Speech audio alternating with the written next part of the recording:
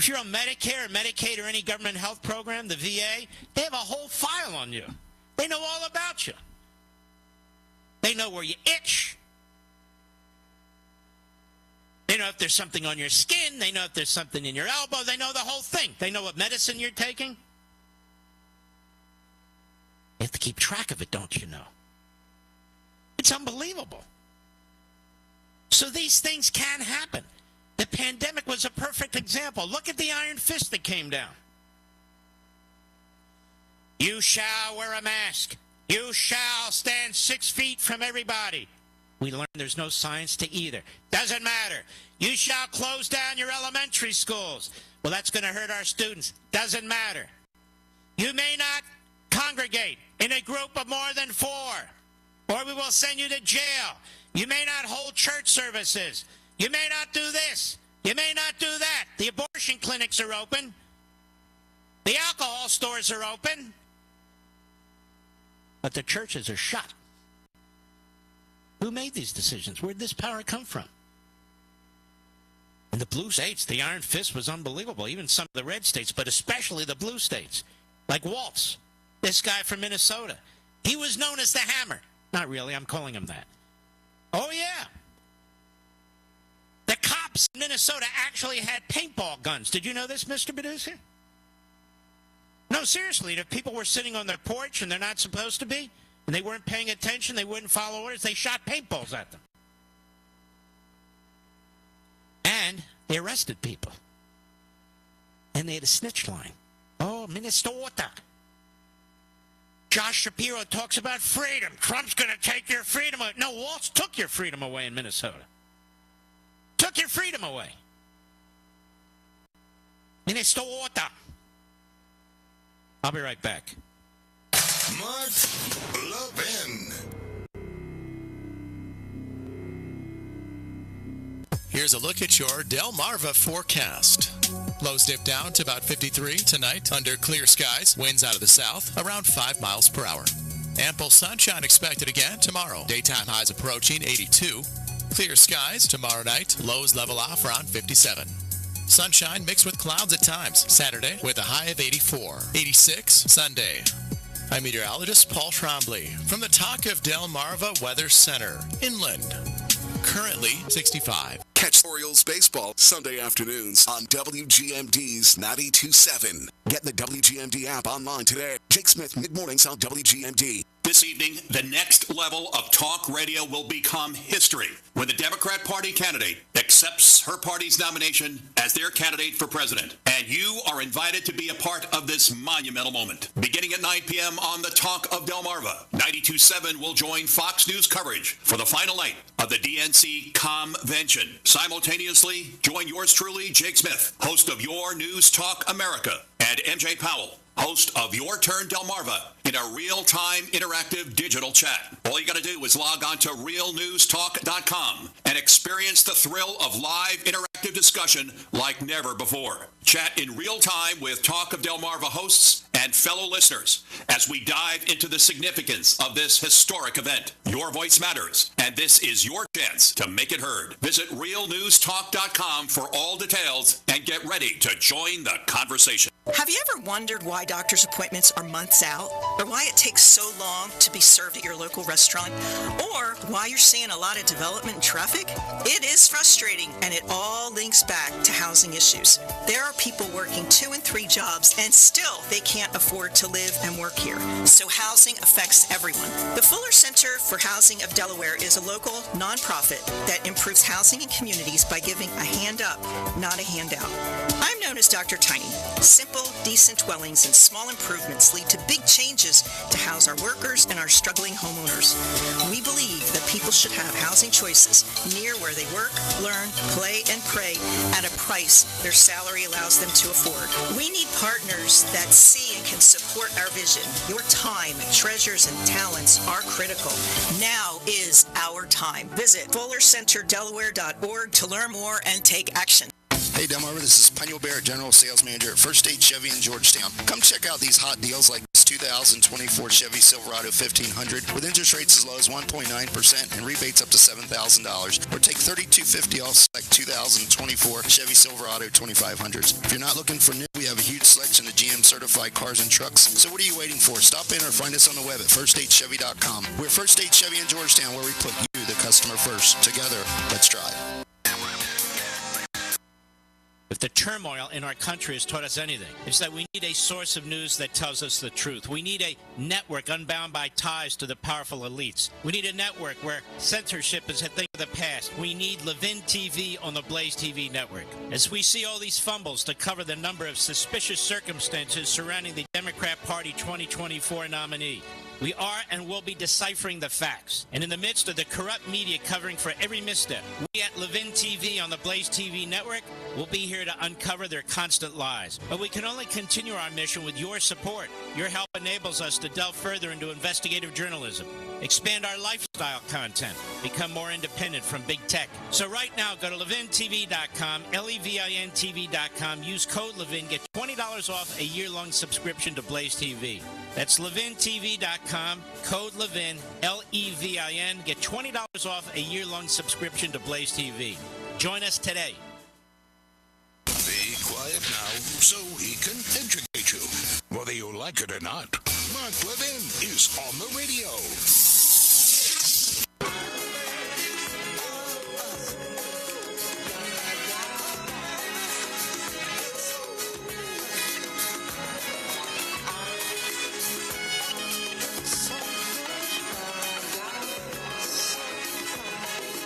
I'm going to let you in on a little wireless hack secret that can cut your cell phone bill in half every single month.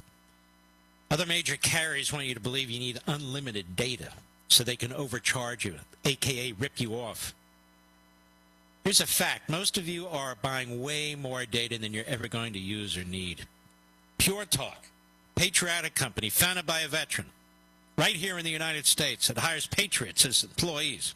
My cell phone company, they only charge you for data you actually want.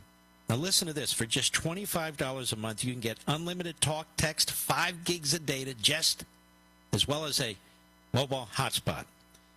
You know what you can do with 5 gigs of data? You can browse the internet for 135 hours, stream 1,000 songs, or watch 10 hours of video.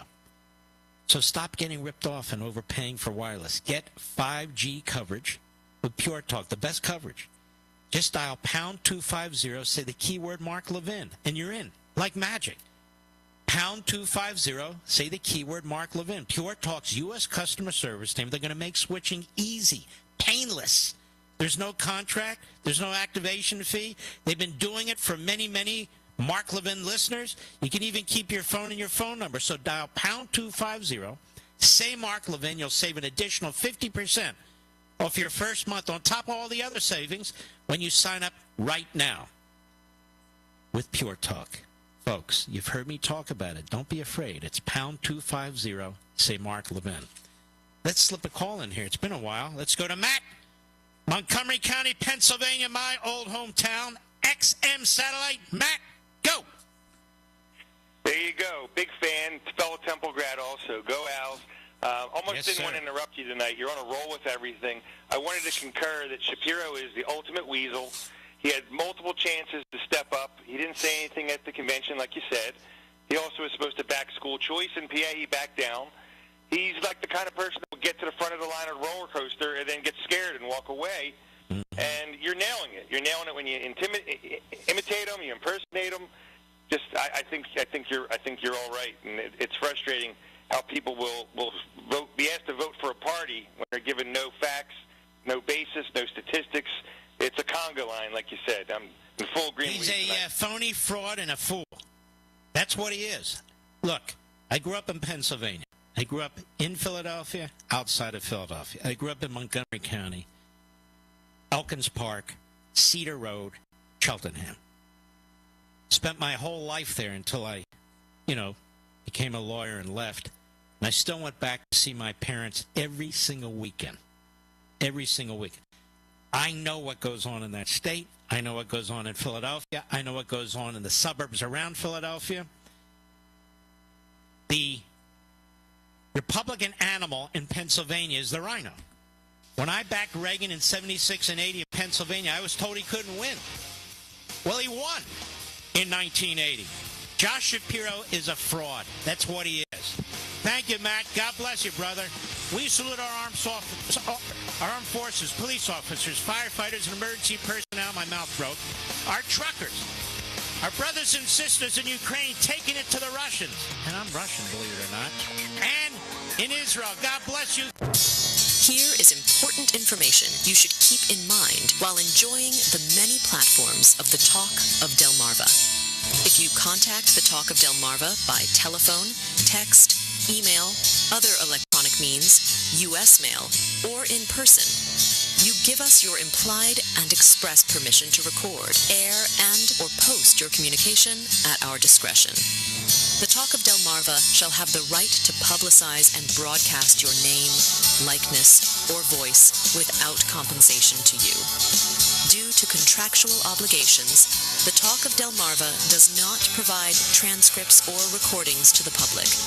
If you have questions or comments regarding this policy, please email programdirector@wgmd.com or write to Program Director, Post Office Box 530, Rehoboth Beach, Delaware, 19971. Bargains on the Broadkill is Saturday, August 24th at Milton Memorial Park from 9 a.m. to 3 p.m. There will be craft and artisan vendors, food trucks, and entertainment. The Irish Eyes Canoe and Kayak Race begins at 10 a.m. You can register online or day of registration and check-in begin at 9. The Great Milton Duck Race begins at 2 p.m. One duck is $5, 5 for 20, and every duck could be a winner. For more information, go to the community calendar under the Extras tab at thetalkofdelmarva.com. The Talk of Delmarva wants to share your pictures. Whether you're snapping shots with a cell phone or a 35mm camera, send your pictures to the Talk of Delmarva's Picture of the Day. Send your pictures to media@wgmd.com. What the picture shows is up to you. However, your picture of the day must be taken somewhere on Delmarva. Tell us your name, where you're from, and where your picture was taken. Then send your pictures to media@wgmd.com for the Talk of Delmarva's Picture of the Day. The Sean Hannity Show, weeknights at 9 on WGMD's 92.7. The station where Delmarva comes to talk. 92.7 WGMD, Rehoboth Beach, Georgetown, Berlin. The Talk of Delmarva. This is a Fox News alert. She promises to be a president who leads and listens. I'm Lisa Lacera.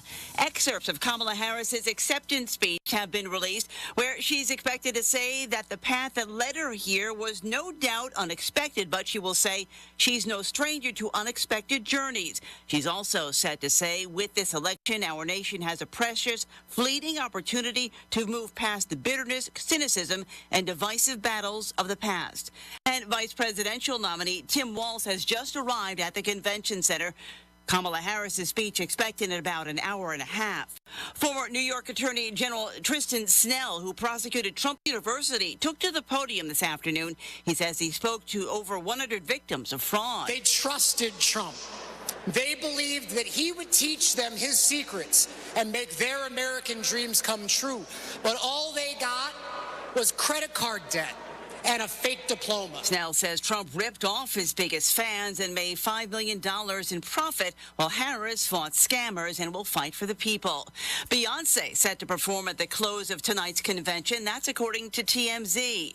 A one-time Republican presidential candidate causing a scuffle at a protest outside the convention center. There was a flare-up triggered by, of all people, Vivek Ramaswamy. He showed up here. The protesters who were gathering for their march ran him off, but as they were running him off, they bumped into each other. They started fighting for a little bit, but it ultimately calmed back down. Fox's Mike Tobin in Chicago. Former President Trump in Cochise County, Arizona, accusing Vice President Harris of ignoring the border crisis. We had a border czar who was the border czar. She loved the title, but she didn't want to do the work because she's lazy, and probably more importantly than being lazy, she wants to have an open border. Trump promising to continue building the border wall if elected. America's listening to Fox News. Getting quality employees to fill positions in your company is essential, but finding those people can be a major hassle, unless you use ZipRecruiter. ZipRecruiter makes finding quality people a breeze. And right now you can try it for free at ZipRecruiter.com/free. With ZipRecruiter, one click sends your job to hundreds of top job sites. But more than that, ZipRecruiter's advanced technology identifies the candidates with the skills you need, sends you a list of great matches to review, then actively invites them to apply for your job. And the results speak for themselves. 4 out of 5 employers who post on ZipRecruiter get a quality candidate within the first day. That's right, the first day. Now you can focus on your business and let ZipRecruiter do the work finding the best people for you. See for yourself. Experience the ease, efficiency, and power of ZipRecruiter for free. Just go to ZipRecruiter.com/free. That's ZipRecruiter.com/free. ZipRecruiter.com/free. A Las Vegas couple removed from a plane and arrested after passengers complained that the man's head was bleeding. A man with a bloodied head was arrested after refusing to get off an American Airlines flight at Miami, bound for Las Vegas. When he boarded the jet with a bloody head, bandages falling off, the crew reportedly asked him to clean off the blood and replace the bandages, but he told them he didn't have any. The crew, now becoming alarmed that his bleeding head would contaminate the cabin, asked the man and his wife to leave. His 32-year-old wife reportedly started screaming and crying and live streaming on TikTok that the blood was from hair transplant surgery, and if he can't fly, no one else can either. Police were called to what was now a hazmat situation, put the man in cuffs, diverted the couple to a hospital to evaluate the bleeding before going to Miami-Dade jail. Therese Crowley, Fox News. The FBI has searched the homes of 2 Americans with ties to Russian state media. The New York home of Scott Ritter and the Virginia home of Dimitri Simes were the targets of FBI searches earlier this month. Ritter, who has been critical of U.S. foreign policy, is a former UN weapons inspector who was convicted in 2011 by a jury in an online underage sex sting. Simes hosts a weekly talk show on Russian state TV and was an advisor to former President Donald Trump's 2016 campaign. No charges against the men have been announced. The searches follow recent U.S. warnings that the Russian government is attempting to influence the November presidential election. More searches are expected and criminal charges are possible, according to reporting from the New York Times. Tanya J. Powers, Fox News. The number of Americans filing for unemployment benefits rose modestly last week. Jobless claims rose by 4,000 to 232,000 for the week of August 17th, according to the Labor Department. Weekly filings for unemployment benefits, which are a proxy for layoffs, remain low by historic standards. I'm Lee Silasera. This is Fox News. Someone else's roadside trash could be treasure in your pocket. Sussex County is partnering with Delaware Crime Stoppers to clean up illegal dumping in our community, and you could earn up to $200 for any information that leads to an arrest. If you see illegal dumping or you have information that could lead to an arrest, visit Crime Stoppers online at tipsubmit.com or call 1-800-TIP-3333. Tipsters can remain anonymous. Again, go to tipsubmit.com or call 800-TIP-3333. Let's clean up Sussex County together. The 8th annual Jeepers Back the Blue Jamboree will take place on Saturday, September 7th and Sunday, September 8th at Dover Motor Speedway in Dover. Jeep owners can drive their Jeeps around the Monster Mile. There will be police displays and demonstrations along with live music, a kids zone and petting zoo, vendors, food trucks, camping, and the world's largest rubber duck will be on hand. For registration or information, go to the community calendar under the Extras tab at thetalkofdelmarva.com. From Fox News, this is Democracy 24 coverage of the Democratic National Convention. Now, live from the United Center in Chicago, Illinois, your hosts, Jared Halpern and Jessica Rosenthal. History will be made tonight. Vice President Kamala Harris will accept the Democratic Party's nomination for president, the first woman of color to lead a major party in this country. Tonight also serves as a final passing of the torch, a month after President Biden ceded the pressure and ended his re-election bid, endorsing his vice president. Harris's weeks-old campaign has energized the delegates in this arena, and Democrats around the country. It has pumped new money and a new sense of optimism into this campaign. tonight, Kamala Harris's first big test, stepping out onto the convention stage for a speech that is as meaningful and consequential as she has ever delivered in more than 2 decades of political office.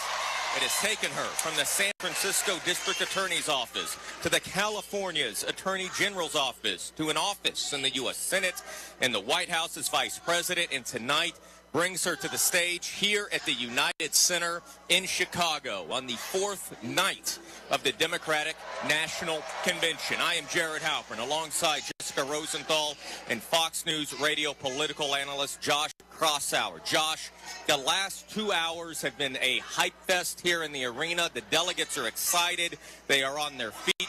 Thousands of them are wearing white in deference to women's suffrage. There are celebrities on the stage.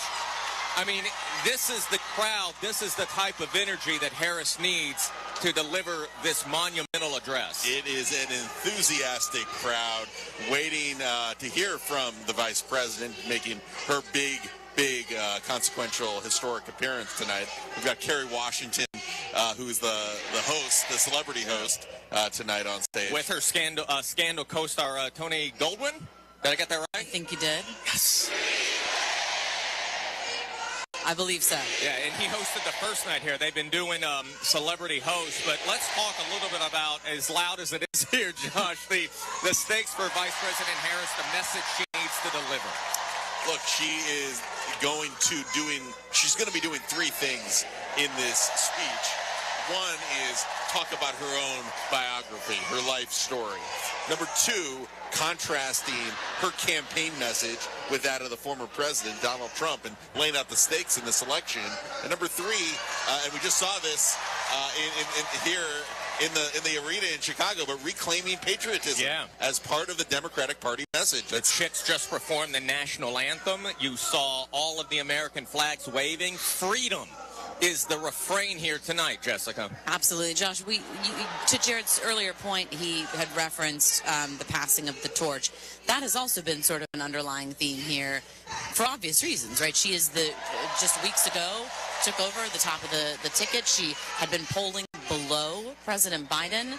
This feels unexpected even still, and I just want your thoughts about, as we look back at the week a little bit, we've heard from Mayor Pete Buttigieg, the transportation secretary. We've heard from former President Obama, former President Bill Clinton, all of them encouraging respectful conversations with people who these folks might have disagreements with outside of this arena moving forward in an effort to get Harris over the line in order to get her to victory.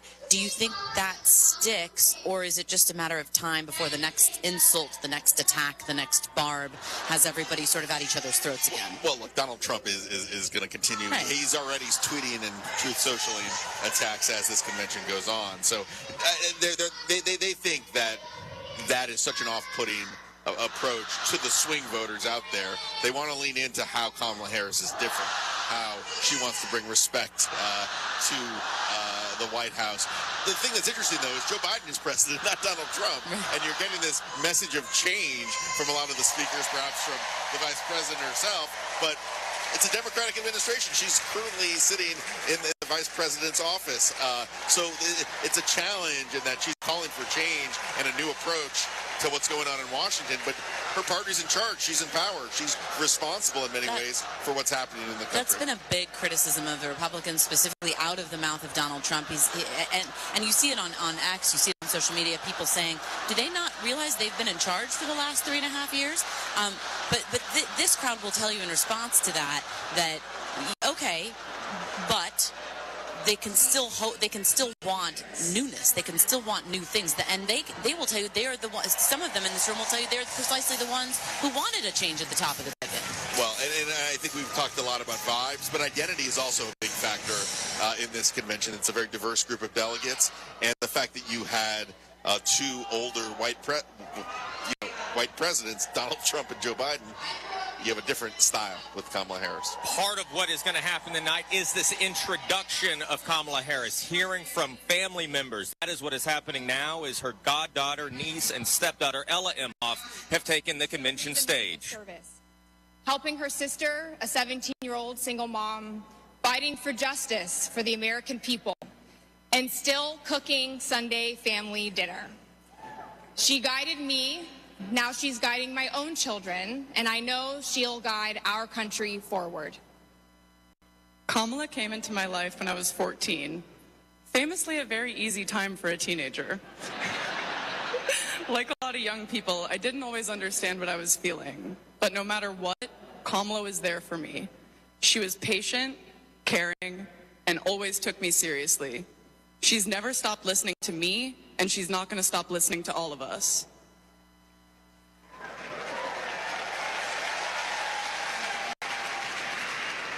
Kamala Harris is my godmother. To me, her advice means everything. Whether it's pursuing my passions, making an impact, or finding hope when the world doesn't feel so hopeful. She taught me that making a difference means giving your whole heart and taking action. She's fighting for economic opportunity, LGBTQ+ equality, and reproductive freedom, because we are not going back. She's fighting for social justice, health justice, environmental justice, and she isn't alone. We're all in this fight together. So let's keep up the fight. Let's keep up the joy. And let's elect this extraordinary woman as our next president.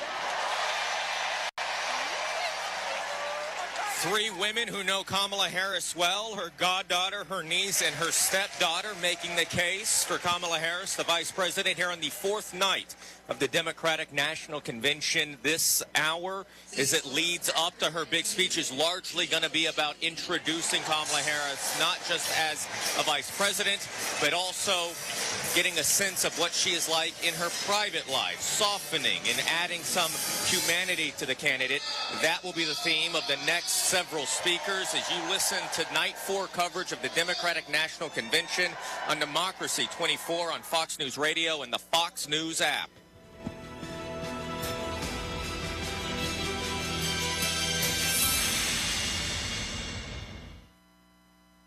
Fox Nation presents The Godfather of Fentanyl. It was causing the most deaths that I'd ever seen. 50 times more powerful than heroin. A shocking new docuseries about the rise of the deadly drug. I asked him how he made his money, and he said, making drugs. Money makes people do desperate things. And for the first time ever, it only ends one of 2 ways. You're either dead or you're in jail. Hear from the man responsible for it all. John Roberts hosts The Godfather of Fentanyl. The must-see docuseries is streaming now on Fox Nation. Sign up at foxnation.com today. This is Fox News Talk. Headline Rewind. 1980. 5 seconds to the gold medal. 4 to the gold medal. This impossible dream comes true. The jury took less than 2 hours to reach its verdict. Remarkably fast when you consider they had 33 separate murders to consider. I can't say at this moment what other nations will not go to the Summer Olympics in Moscow. Ours will not go. I aim to try and tap that great American spirit that opened up this completely undeveloped continent from coast to coast and made it a great nation. This individual, Mr. Chapman, came up behind him and called to him, Mr. Lennon, and then in a combat stance, he emptied the Charter Arms .38 caliber gun that he had with him and shot John Lennon. News as it happened, news as it happened. This is Fox News Talk. This is House Call for Health. Head lice. Just the words can make anyone's head feel itchy.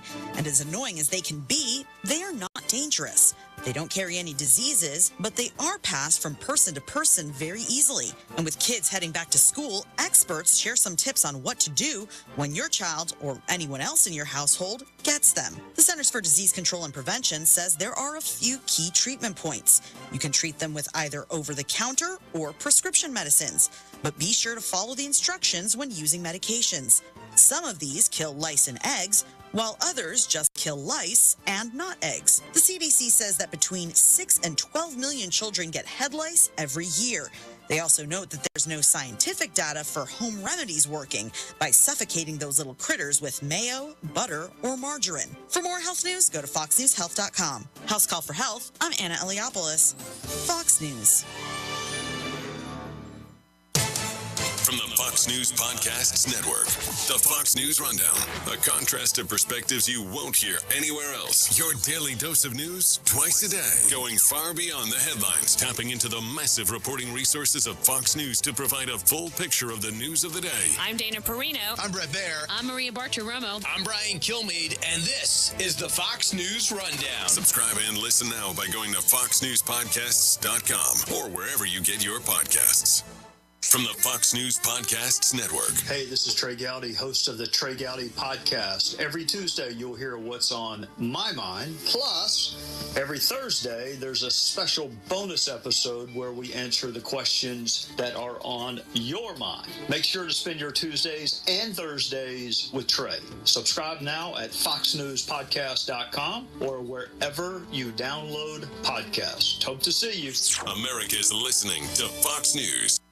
The Dean's List with Janice Dean. A dog miraculously rescued from an underground cave in Virginia makes today's Dean's List. A group of explorers on a tour of the cave in Narrows, Virginia, came upon the lost dog that had fallen 50 feet and was still alive. Jesse Rochette was one of the people on the scene who played a very big role in the rescue. Jesse happened to have a piece of salami with him, and he rappelled all the way down to where the dog was to try to coax her to safety. Thank goodness the dog instantly came over and ate the meat, seemingly okay. The team wrapped her up in space blankets and clothing to keep her warm. It took over 3 hours to get her to the surface as Jesse strapped the dog to his chest and they were pulled to safety. The dog was then rushed to a vet for tests and x-rays. Incredibly, she did not have any broken bones, but she did have Lyme disease and some difficulty using her back legs. Otherwise, she was okay, and they're currently looking for her human. Well done, team. Janice Dean, Fox News. From the Fox News Podcasts Network. Hey there, it's me, Kennedy. Make sure to check out my podcast, Kennedy Saves the World. It is 5 days a week. Every week, we check in with Jimmy Fallon, bring in authors for the book club, and even treat some of your favorite Fox personalities to a very special happy hour. Download and listen at foxnewspodcast.com or wherever you listen to your favorite podcast. Kennedy Saves the World. America's listening to Fox News.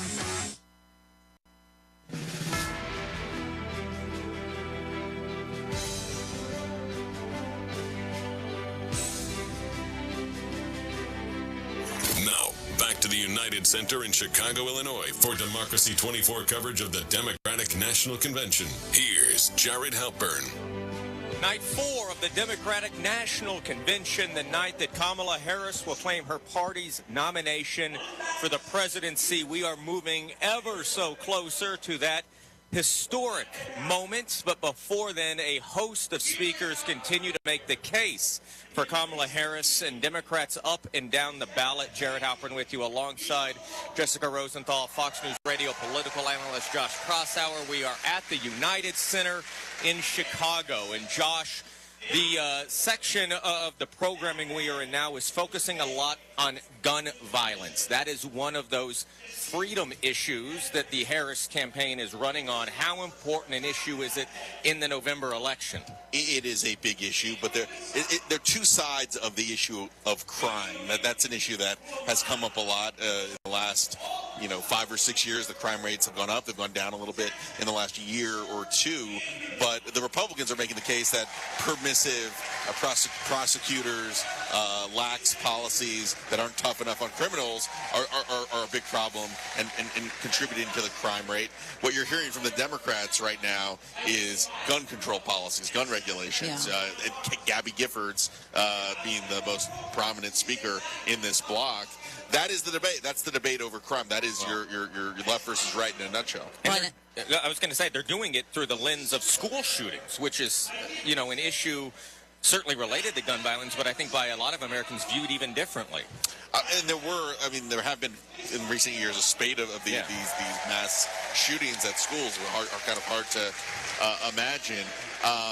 There's a personalization. I know we're going to also hear we're going to be hearing from from some families of gun violence who suffer through gun violence. So this is going to be a very compelling part of the program. There is an expectation, too, among those in her party that she do more. Like, for example, Everytown for Gun Safety, they highlight on their page about Kamala Harris that she championed the Bipartisan Safer Communities Act, right, that was passed during the Biden administration, introducing things like red flag laws and other things. But they want her to go further. There is an expectation that she go further than that Bipartisan Safer Communities Act, that there be some sort of universal background check that's expanded, that she do more on this matter, especially if you hear Tim Walz, you hear Josh Shapiro, you hear some of these other party surrogates and party officials say that there should be this freedom to go to school without the threat of being shot.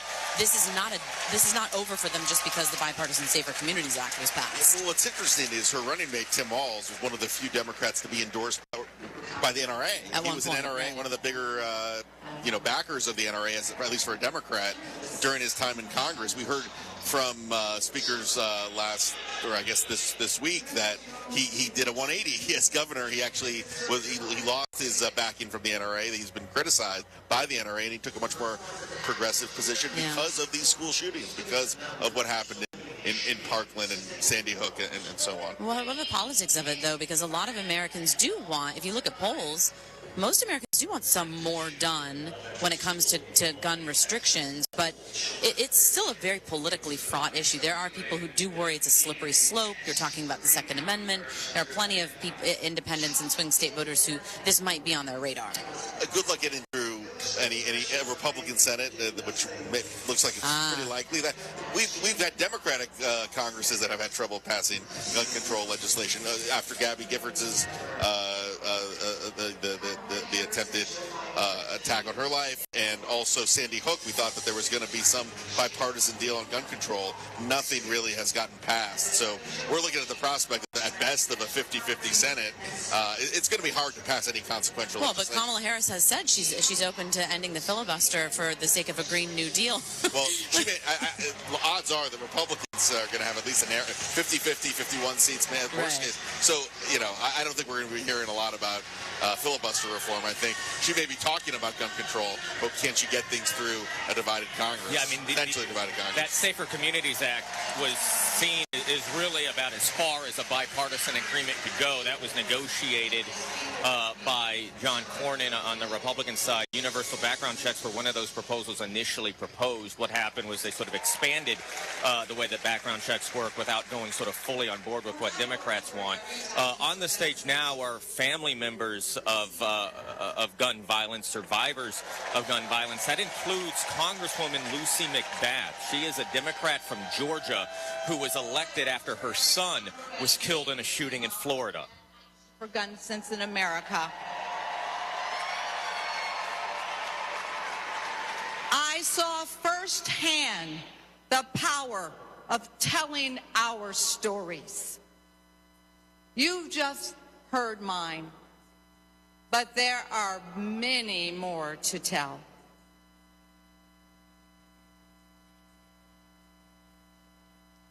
On December 14th, 2012, I walked into Sandy Hook School.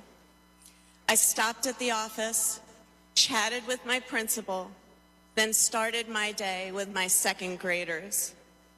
Suddenly, a loud crash, like metal folding chairs falling.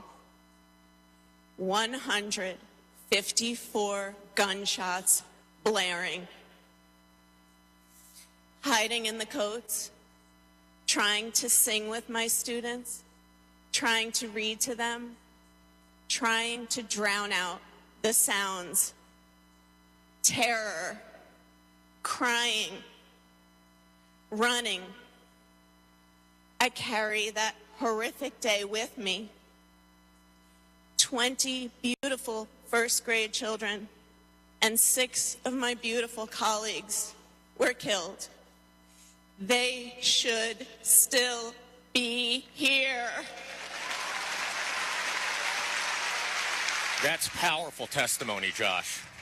That is a teacher who was at Sandy Hook Elementary School the day those 20 first and second graders were murdered. It's a real gut punch. can hear a pin drop here in the arena, and having that testimony heard, it shows how urgent an issue it is for so many folks in this room about restricting access to guns. President Obama called it one of the toughest days of his presidency, and so I guess that the question becomes, as this debate about sort of gun regulation and gun access plays out in the November election, are these the types of stories that maybe move that needle? We have seen, for instance, Tim Walz, to your point, kind of shift views. You have seen others who are gun owners say that enough is enough. How does this elevate that debate? There was a lot of expectation in the aftermath of Sandy Hook that there was going to be some bipartisan. And then after Uvalde. But Sandy Hook, that was just unthinkable. Yeah. I mean, just hearing that testimony again is just like a punch to your gut. And there was an expectation, even among a lot of Republicans I talked to at the time, that there would be some momentum for getting some deal done. And it was surprising, to say the least, that nothing got passed of consequence when it came to gun restrictions. If the conversation is going to be had, though, and we do this in our news division, we have these conversations all the time in our podcast. We have lengthy conversations about if it won't go further. If it won't go further than the Bipartisan Safer Communities Act, if it can't get past a Republican Senate, and people still want something done, then does the conversation need to shift to hardening schools, to having more security, to spending more money on some other solution?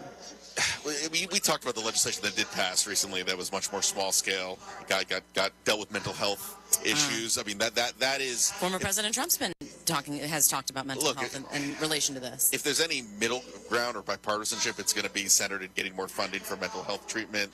That's something that Republicans buy into. Democrats certainly are supportive of that as well, but certainly Democrats think the issue is guns and restricting access to certain types of guns, background checks. That even sort of the more or less ambitious measures, shall we say, have had trouble even getting unified Democratic caucus. Joe Manchin is retiring, was not eager to support gun control measures. There were other red state Democrats, like even John Tester, hard sell in some states. So the Democratic Party is more united than ever before in supporting gun restrictions.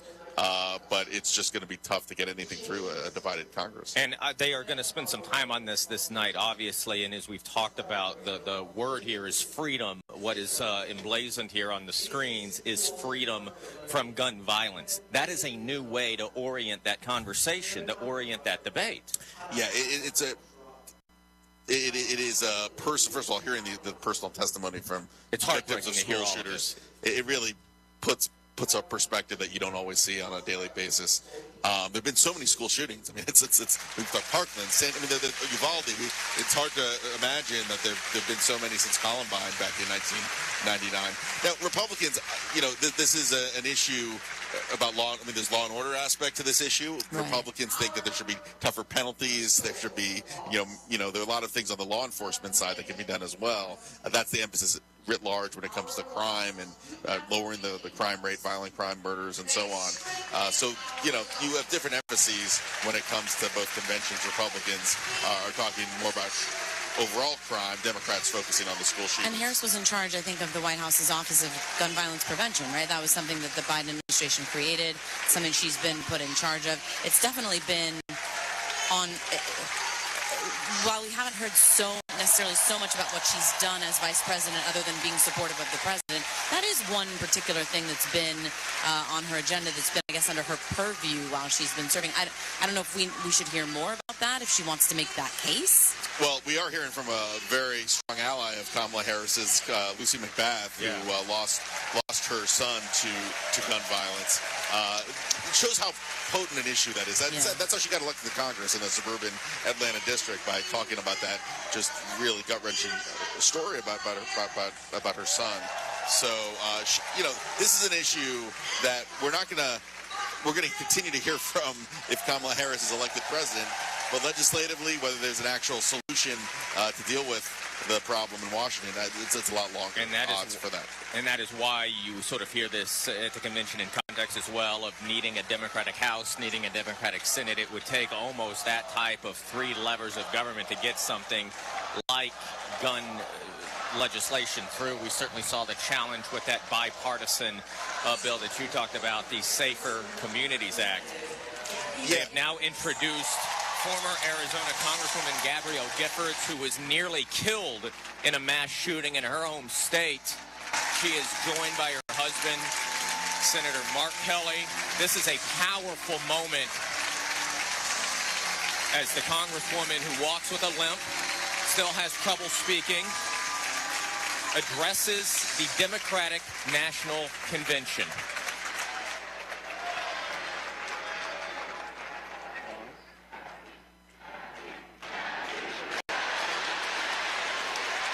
Hello, fellow Americans!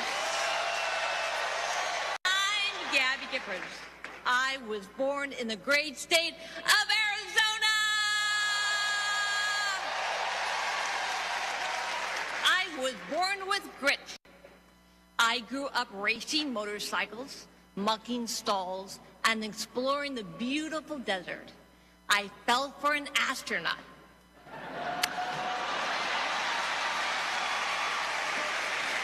For 5 years, I served in Congress from a swing district.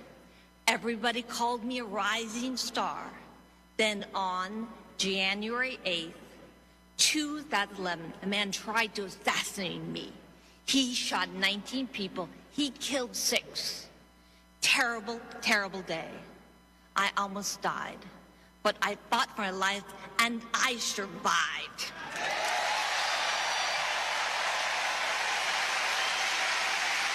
I learned to walk again, one step at a time. I learned to talk again, one word at a time. So many people helped me as I worked hard to recover, including a decent man for Delaware who always checked in. He still does. Thank you, Joe Biden. Thank you for everything. Joe is a great president. My friend Kamala will be a great president. She is tough. She has grit. Kamala can beat the gun lobby. She can fight gun trafficking. Kamala stood up to Wall Street and the drug company. She will protect abortion access. She will defend our freedom. She saved lives. Join me in voting for Kamala Harris. Bravo! Thank you. It's an extraordinary moment on this fourth night of the Democratic National Convention. Former Arizona Congresswoman Gabby Giffords, as I said, needs an escort to walk, being helped by her husband, Senator Mark Kelly, the astronaut she says she fell in love with. Chance of Gabby here. You can hear she still has difficulty speaking. Her husband had an iPad that she read off of during those remarks. But listen, she nearly died in that mass shooting in Arizona. And that was an event that struck Congress. One of her aides was killed. There is a room on the United States House of Representatives that is named for him. That was another event, to your point, Josh, that it seemed might spark some action, might spark some change. First off, it's remarkable to see Gabby Giffords see her address a convention, and to be at a convention reading the speech. That really, I mean, there are a lot of tears in the eyes of delegates watching Gabby Giffords speak.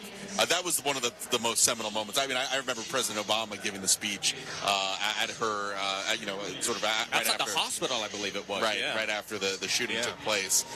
Again, it was one of those moments that we did, like you said, Jared. We thought there was going to be something that would pass through Congress. It was just such a gut-punching moment. And it didn't. But it is a remarkable recovery that she's gone through. You know, where else are we thinking that, in terms of her efforts, in terms of Kamala Harris's efforts, if one of the big efforts is going to be gun violence, can she get anything? Can she get an? And we might have to table this conversation, but there are going to be a lot of things she wants to get done. If you're telling us that gun violence prevention or further restrictions on guns will be an uphill climb, I imagine there will be some other uphill climbs too. one of the challenges she'd face if president is working through a divided Congress, and that's not easy for any president. Pink is performing. That's why the auditorium, the arena here has gone a little bit quieter than it has been. But, you know, we want to focus again on that magnificent moment, that amazing moment we just saw with the former Congresswoman Gabby Giffords on the floor with the delegates as Fox News Radio's Jeff Manasso hearing reaction to that powerful moment, Jeff. Yeah, guys, you can really hear a pin drop here inside the stadium. The cell phones are up now, and everybody's kind of taking in this moment as they see Pink sing her song. But on a personal level, I got to tell you, I was there in Arizona hours after Gabby Giffords was shot, and I was there hours after that gunman opened fire in Newtown, Connecticut, and I spent days and days there, and it was one of those jobs as a reporter where just about every reporter, print, television, radio, every producer wanted to quit the business after being that close to death with those kids. And so it's a powerful message. The problem is that gun was bought legally, and in making change, you know, it's not a Republican or Democrat thing, and that's why we see the stalemate there. And so when Gabby Giffords talked about, you know, that Kamala Harris is going to do something, you know, what is it that she's going to do? And that plays into what some have told us here. They want to hear exactly how you're going to get the job done. And so I think there's a lot of people that hope to hear that from her as she takes the stage here in just a little bit. But man, the anticipation is building tonight, and it is a packed crowd. There's a lot of smiles here. It is a powerful, emotional, energetic night. The singer Pink performing with her daughter, Willow Hart, as well. And that is, you see a lot of the cell phones. Those have replaced lighters, I guess, at concerts now. They have the cell phone lights up as she performs here. But it is setting the stage for what will be a history-making event as the Vice President, Kamala Harris, addresses delegates and accepts her party's nomination for the presidency of the United States. We will hear from Gabby Giffords' husband, Senator Mark Kelly, coming up, as well as Congressman Ruben Gallego, who is running for Senate in Arizona. That one of those major Senate races that both parties have an eye on, Josh. It is a battleground race and one of the most important Senate, it's one of the most important Senate contests out there. Yeah. It's also consequential because the Republican nominee is former gubernatorial candidate Carrie Lake, who is the most MAGA, the most right wing of the Republican Senate candidates, and that's why Republicans are pessimistic about their chances of winning that seat. We're also going to hear this hour or next, ahead of hearing from Vice President Harris, from Governor Gretchen Whitmer of Michigan. We're going to hear from Governor Roy Cooper of North Carolina, I don't know if we can call North Carolina a swing state, but it's borderline. Certainly Michigan is. Those are powerful people to hear from as well. Especially, Governor Whitmer is a firecracker in her own right. And Governor Cooper, being from North Carolina, which is sort of on that borderline status of being purple, that's making a case in and of itself that she's having those kinds of officials speak for her. Well, North Carolina, Jess, is a fascinating state. We weren't thinking about it as a major battleground. It voted for Republicans in 2012. The polling says it may end up being. What's interesting is that candidates matter. And since Harris got ascended, since she took over at the top of the ticket, her numbers in North Carolina have been rising. African-American voters in North Carolina have rallied to the ticket. The governor's race in North Carolina has changed from a race where you have another race where you have a right-wing MAGA Republican. Looked like he had a good chance to win, and all of a sudden, as people pay more attention to who the candidates are, his problems and vulnerabilities have given Democrats a chance to hold on to that governorship. We talked an awful lot about coattails in politics. Is there a concern that the coattails go the other way in a state, for instance, like Arizona, where you mentioned kind of the controversy surrounding Carrie Lake? Yeah, when you have think about Pennsylvania. In 2022, just the last election, and you had a very weak Republican governor's candidate. Doug Mastriano. It brought down the entire ticket. It cost them the Senate race. It cost them House seats. Well, we will stick to the theme of Arizona as their Senator, Mark Kelly, somebody who was on the short list for running mate, addresses the delegates. Hello, Chicago. Hello, Democrats.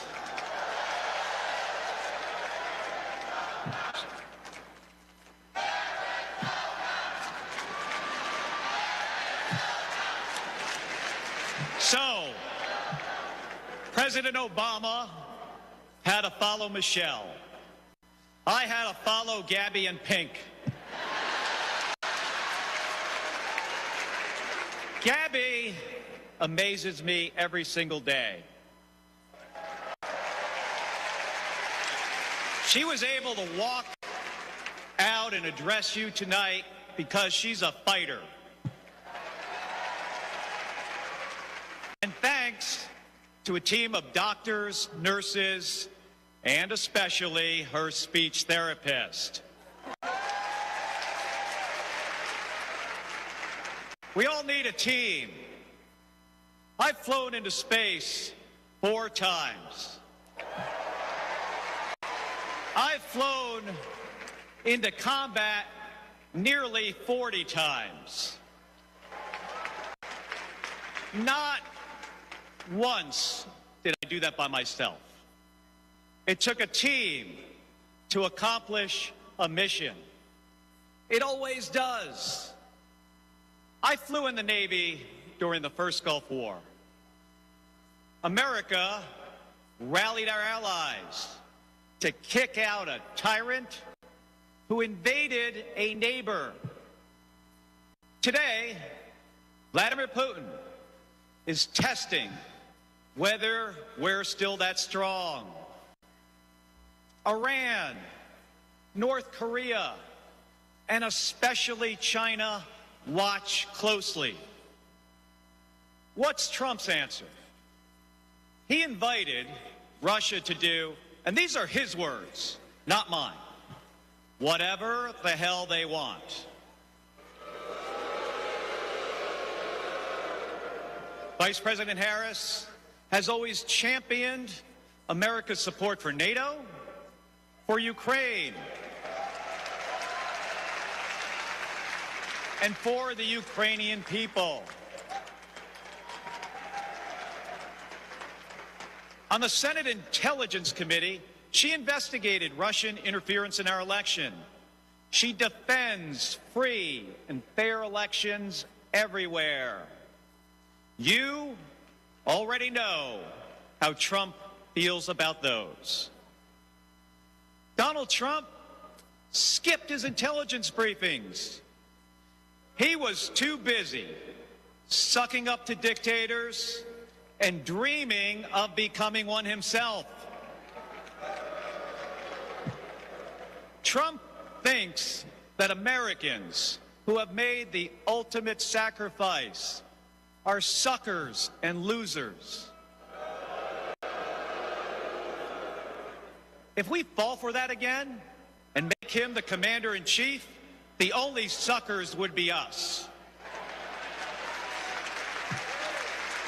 Kamala Harris knows that standing with our allies means standing up for Americans.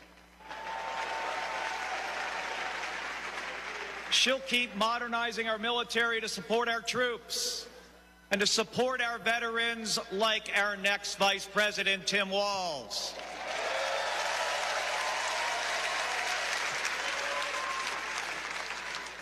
The world laughs at Trump, literally.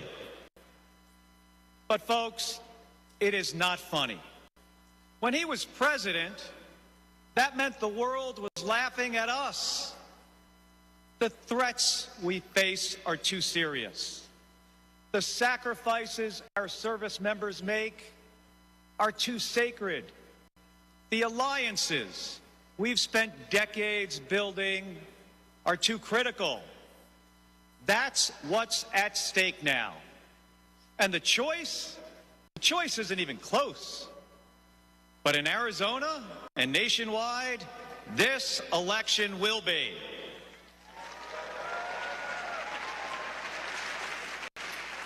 We'll win in the same way we launch rockets into space and land fighter jets on an aircraft carrier as one team on one mission.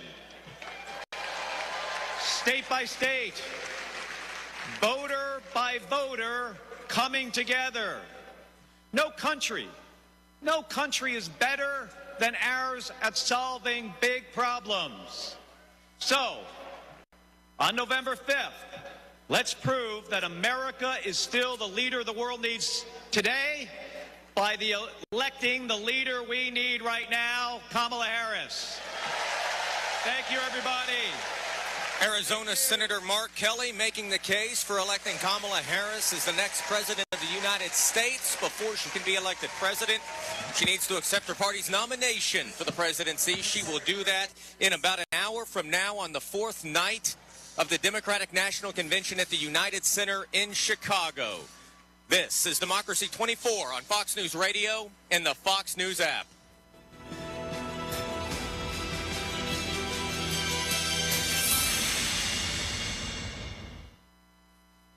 Did you hear the news? Now you can. With instant updates from Fox News for Amazon Alexa. Breaking stories and top headlines, the economy, and so much more. Brought to you by Fox News, America's #1 cable news network.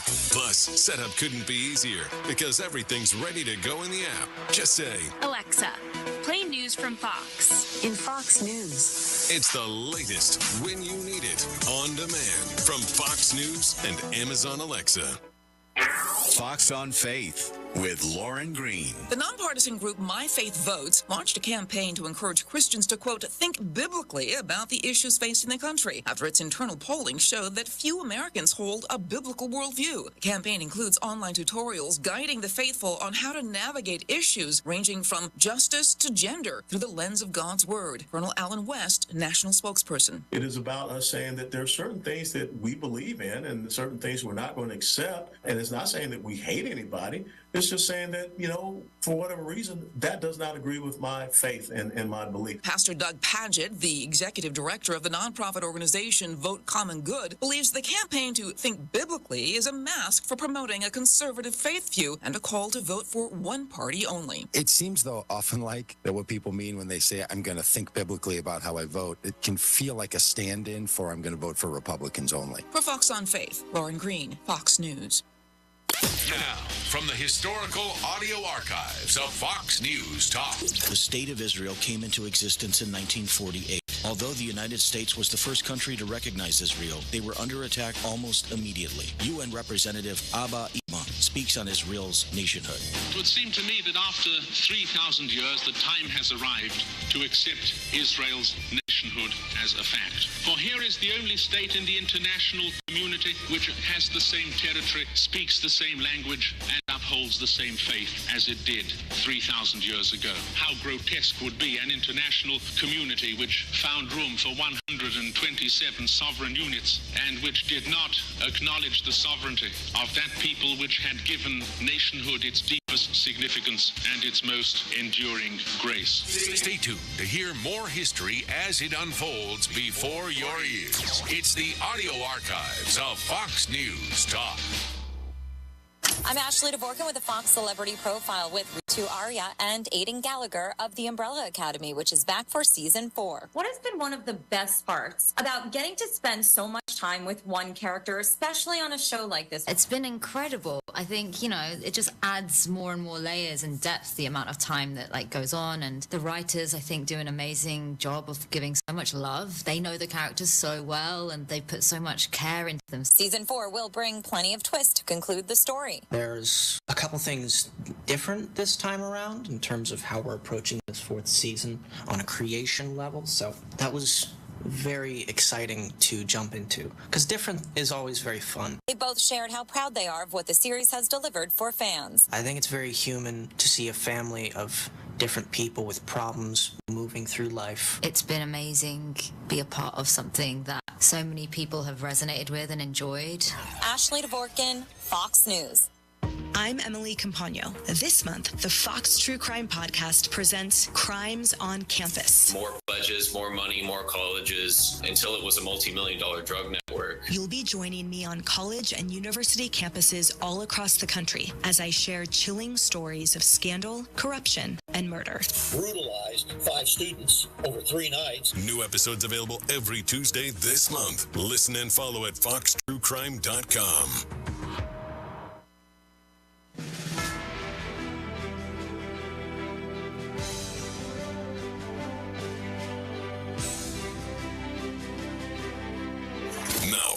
the United Center in Chicago, Illinois for Democracy 24 coverage of the Democratic National Convention. Here's Jared Halpern.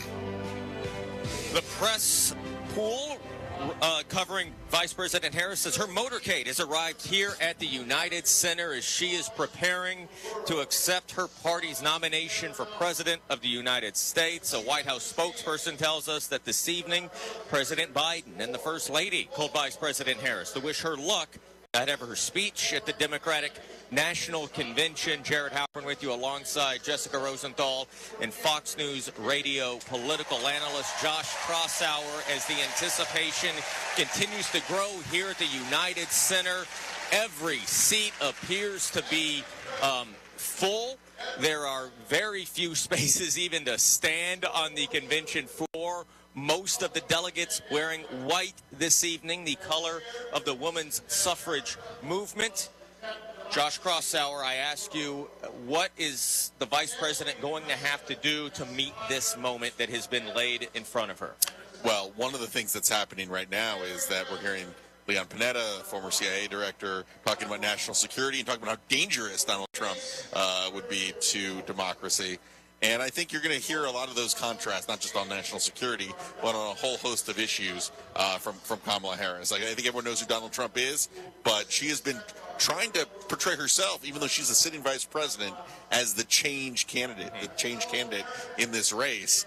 And that's a impressive feat to pull off, but it shows you how, Trump provides opportunities and may provide Kamala Harris tonight a chance to reset the race in the Democratic Party's favor. This is a crowd that is extremely excited about Vice President Harris, but also really about the shift, the change. They were upset, they were unhappy. The polls were sagging. Does she need to do that much? If she shows up and smiles and gives a kumbaya type speech, is this crowd going to carry her no matter what? This is the Democratic base. So the base is the one part of the party that was not fans of Joe Biden, couldn't get them excited. And they're excited for Kamala Harris. I think her goal tonight, and the themes that we've seen, patriotism being the theme tonight, freedom the theme last night. They've been co-opting a lot of traditionally conservative messages here in Chicago. I think the key for Kamala Harris is to convince those watching on television at home who may be skeptical of Kamala Harris's, may think she's too progressive, may think she didn't really accomplish a whole lot, that she's the right person for the job. We know that one thing the vice president will say in her speech tonight is that in many ways Donald Trump is an unserious man, but the consequences of putting Donald Trump back in the White House are extremely serious. So to your point, building that contrast between herself and Donald Trump, one thing that they are trying to do at this Democratic National Convention as well is show support that this party has for veterans and their view of national service. They are using Congressman Ruben Gallego, who is running for Senate in that swing state of Arizona, to do that. He is addressing delegates right now. I was happy because I finally had a mattress. Then I enlisted, fought alongside my brothers with Lima 325 in Iraq. They called us Lucky Lima, but our luck ran out. We saw some of the heaviest combat of the war. And when we got home, the government failed to help us readjust. We have a duty to care for our patriots who serve our nation.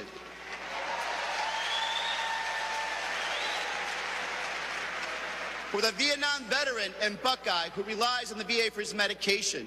For the Afghan veteran in Pittsburgh who finally got treatment for his PTSD. For the Marine in Milwaukee who relies on the benefits she earned. For my Navajo brothers and sisters who serve the Marines with me, I remember you too. Kamala Harris and Tim Walz are fighting for them. Kamala Harris has delivered more benefits to more veterans than ever before, and has achieved the lowest veterans unemployment rate in history. Vice President Harris has stood up for us and our families always. Tim Walz served for 24 years. His passion for veterans earned him respect on both sides of the aisle, and he stands with us too.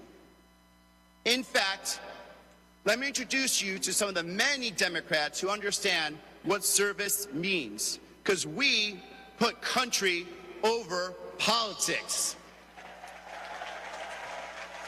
Ruben Gallego, the congressman from Arizona running for that U.S. Senate seat.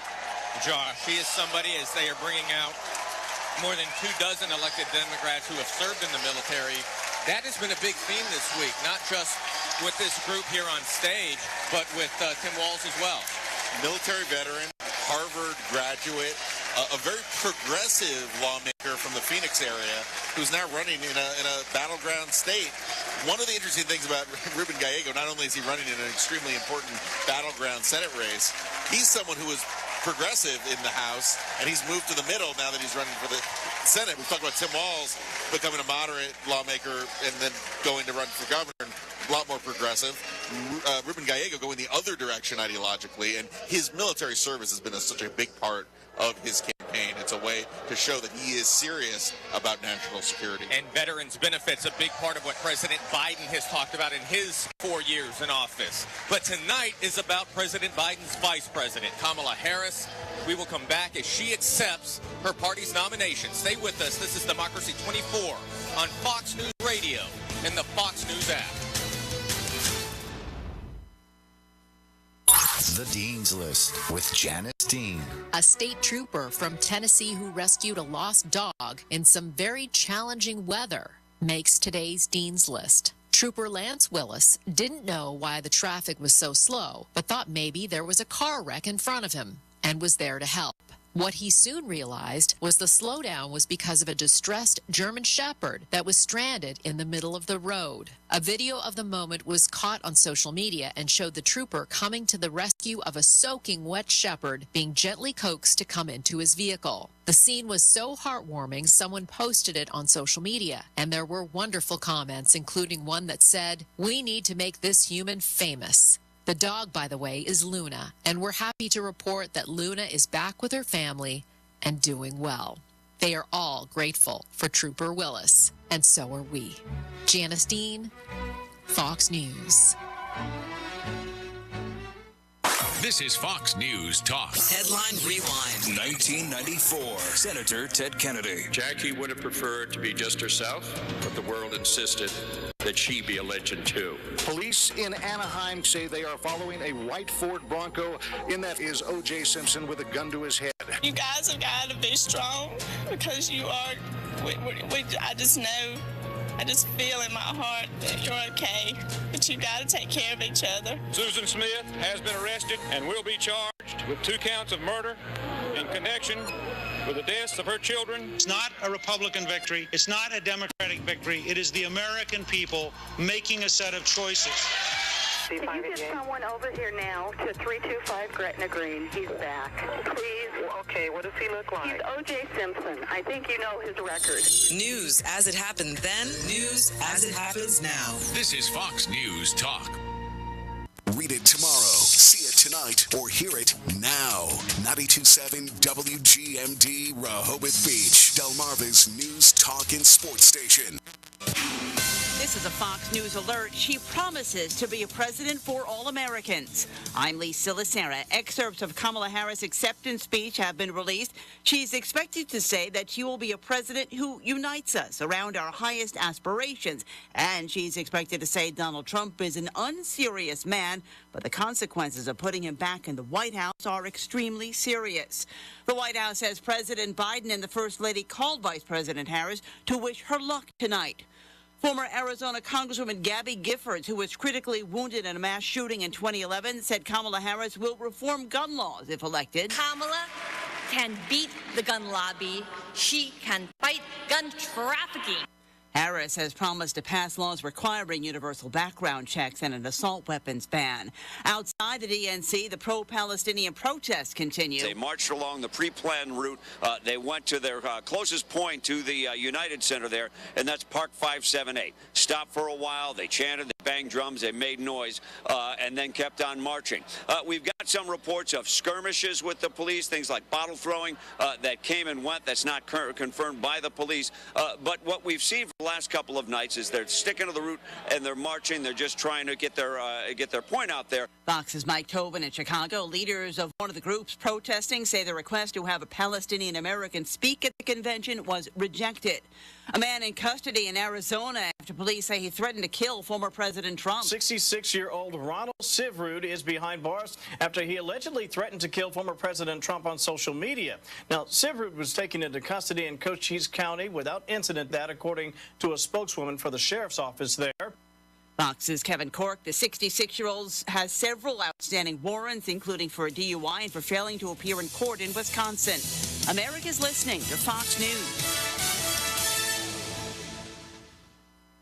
The world of business moves fast. Stay on top of it with the Fox Business Rundown every Monday and Friday. Fox Business reporters, anchors, and hosts will bring you beneath the stock market speculation and boardroom drama to tell you about the biggest business stories of today. Whether you're on Main Street or Wall Street, Fox Business is invested in you. Listen to the Fox Business Rundown every Monday and Friday at foxbusinesspodcasts.com or wherever you download your favorite podcasts. It's time to take the quiz. 5 questions, 5 minutes a day, 5 days a week. History, pop culture, science, sports, civics. How much do you know? Let's find out. Who was the first person to walk on the moon? Jackson or something? Neil Armstrong. Take the quiz every weekday at thequiz.fox and then listen to the quiz podcast to find out how you did. Play, share, and of course, listen to the quiz right now at thequiz.fox. A South Carolina ex-sheriff's deputy faces charges after authorities say he killed an unarmed suspect while on the job. Ex-Florence County Deputy Trayvon Jonathan Sellers faces voluntary manslaughter and assault and battery of a high and aggravated nature. Last May, Sellers chased a suspect near the town of Florence. When the suspect ran into a home, Sellers followed, ordering his police dog to attack. The dog mauled a homeowner who was not involved. Sellers shot the suspect, William Rankin, 5 times, killing him. Rankin was not armed. Sellers was placed on leave, but later fired for an unrelated domestic violence incident. Convictions could mean up to 30 years on manslaughter and as much as 20 years for assault and battery. Gernal Scott, Fox News. Venezuela's top court has sided with President Nicolas Maduro, proclaiming him the winner of the disputed election. The opposition claims the result was a landslide, a 2-1 margin in favor of their candidate, Edmundo Gonzalez. But the Venezuelan Supreme Court has declared voting tallies published online to be forged and ratified President Nicolas Maduro's claim that he won re-election. Anti-government protests followed the vote. As part of a crackdown, opposition figures were arrested and state employees alleged to hold anti-Maduro views forced to resign. Venezuela's Supreme Court is filled by judges considered loyal to the president.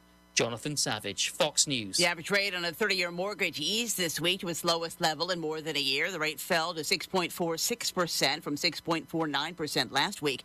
A year ago, the rate averaged 7.23%, according to mortgage buyer Freddie Mac. Wall Street, the major indexes closed lower in anticipation of remarks from Fed Chair Jerome Powell tomorrow. The Dow lost 177, the Nasdaq off 299, the S&P minus 50. I'm Lee Silasera. This is Fox News. They said if I got drunk, if I did coke, I'd be one of the guys. They said meth would help me get through my exams. They said synthetic drugs would give me a safe high. They said sniffing glue was no big deal. Totally safe. I could party all night. Would help me forget my problems. He said he'd love me forever if I smoked crack with him. They said I wouldn't get hooked after the first hit. They said weed wouldn't lead to harder drugs. They lied. They lied. They lied. He lied. Find out the truth about drugs. Drugfreeworld.org. Drugfreeworld.org. There's just one more Delaware River and Bay Lighthouse Foundation Sunset Cruise scheduled for this summer. The cruise is Saturday, September 7th at 5:30 p.m. Boats leave Anglers Fishing Center in Lewis and head to the Harbor of Refuge to see the Breakwater East End and Harbor of Refuge lights. Early reservations are recommended. Tickets are $40 per guest. Money from the cruise funds ongoing maintenance of the lighthouse. For more information, go to the community calendar under the Extras tab at thetalkofdelmarva.com. From Fox News, this is Democracy 24 coverage of the Democratic National Convention. Now, live from the United Center in Chicago, Illinois, your hosts, Jared Halpern and Jessica Rosenthal. Vice President Kamala Harris is here at the United Center in Chicago on the fourth and final night of the Democratic National Convention. She is minutes away from being introduced and walking onto this convention stage to accept her party's nomination for President of the United States, something that no one would have expected about 4 or 5 weeks ago. And boy, has the race changed since then. This energy in this room is at a fever pitch. Josh Crossour, our Fox News radio political analyst, with us. This is a totally different convention than it would have been, you have to think, 1 month ago. There is great anticipation in this room to hear what the vice president is going to say. There's been a lot of excitement, and this was a convention that we thought a month ago might have been a little bit sleepy. Yeah. It is now energized, enthusiastic, and ready to hear Kamala Harris. And we are hearing Democrats try and build as broad a base as possible. There have been progressives. There have been moderates. We just heard from Ruben Gallego, who noted all of the veterans who have been elected as Democrats. They are showing watch parties now from across the country as we get closer and closer to Harris's speech, and that, I think, is a sign that this energy is not just in this room. People want to hear what she has to say. People want to hear her story. I expect a big part of the speech is going to introduce herself to the American people, her middle class upbringing, her understanding of the needs and struggles that many Americans face, as we've heard from a lot of her supporters throughout this week's convention, and about her career as a prosecutor, which is become a newfound talking point, that her prosecutorial background being a tool in the case to prosecute, to make the case against Donald Trump. One of the things they are trying to do as well is build support amongst Republicans. One of the biggest Republican critics of former President Trump has just been introduced, a former Illinois congressman, Adam Kinzinger. I'm Adam Kinzinger, and I am proud to be in the trenches with you as part of this sometimes awkward alliance that we have to defend truth, defend democracy, and decency. I was just a kid when I was drawn to the party of Ronald Reagan, to his vision of a strong America, the shining city on a hill. I was a Republican for 12 years in Congress, and I still hold on to the label. I never thought I'd be here, but listen, you never thought you'd see me here, did you? But I've learned something about the Democratic Party. And I want to let my fellow Republicans in on the secret. The Democrats are as patriotic as us.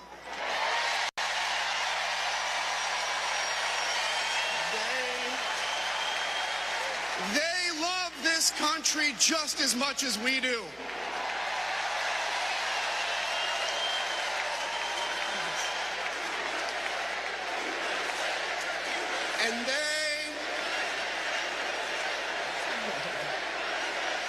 And they are as eager to defend American values at home and abroad as we conservatives have ever been. I was relieved to discover that because I've learned something about my party too, something I couldn't ignore. The Republican Party is no longer conservative. It has switched its allegiance from the principles that gave it purpose to a man whose only purpose is himself. Donald Trump is a weak man pretending to be strong. He is a small man pretending to be big. He's a faithless man pretending to be righteous. He's a perpetrator who can't stop playing the victim. He puts on, listen, he puts on quite a show, but there is no real strength there. As a conservative and a veteran, I believe true strength lies in defending the vulnerable. It's in protecting your family.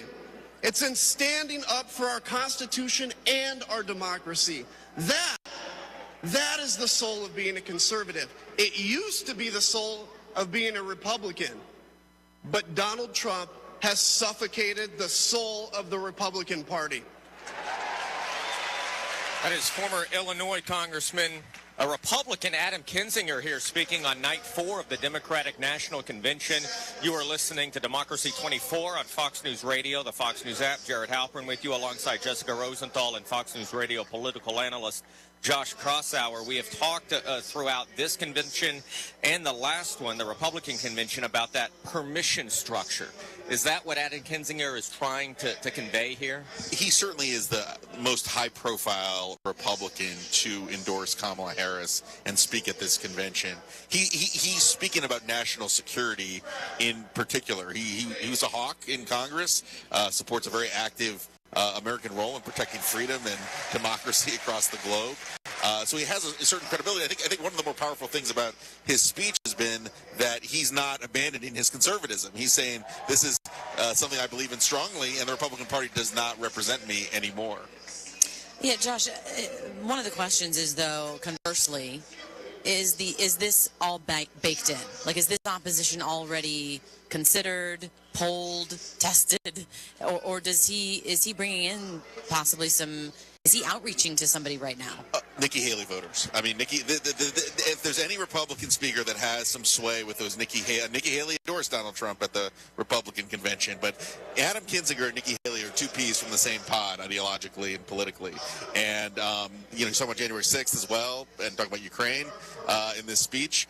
But I don't think there are a lot of national security Republicans out there, as many of them have made their peace with Donald Trump. Some have become Democrats. Adam Kinzinger has kind of been on the fence. He was a late endorsee of Harris and Biden before that.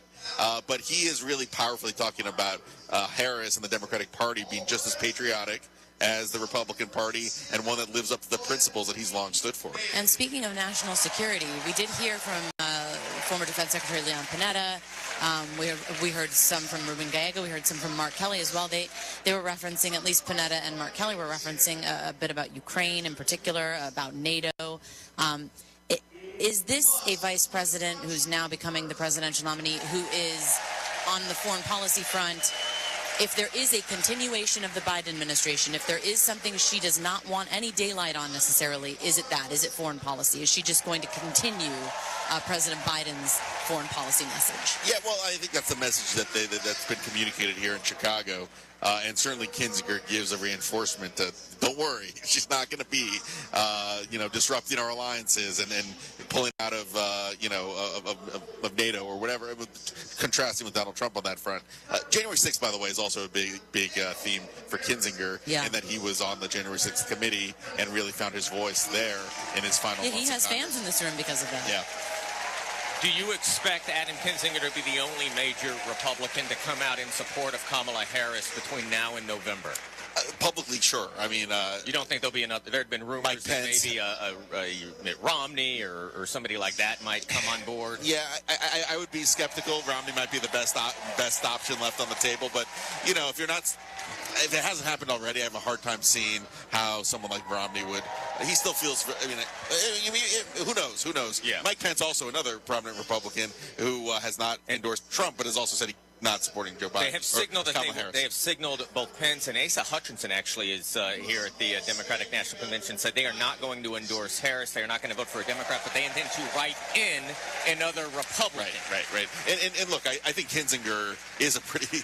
He was a guy when he first got elected to Congress. He won here in Illinois in a swing district, and really became. His military background was celebrated and championed by Republicans. So look, he's not as big a name as Mitt Romney, but it's a pretty compelling figure. And he's speaking like he's the second to last speaker before Harris takes the stage. Yeah, that's significant. Very significant. They know the audience at home is moderate.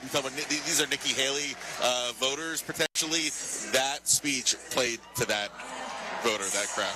We are getting really close now to Kamala Harris. She is here at the arena. We are getting very close to her speaking. We are really in the final leg here before she takes the stage. And speaking now is one of her biggest validators, her sister, Maya Harris. 58, a 19-year-old from India, left the only country she'd ever known to chart her own path in America She came here to pursue an education, but she stayed here to build a life. Her name was Dr. Shamala Gopalan Harris.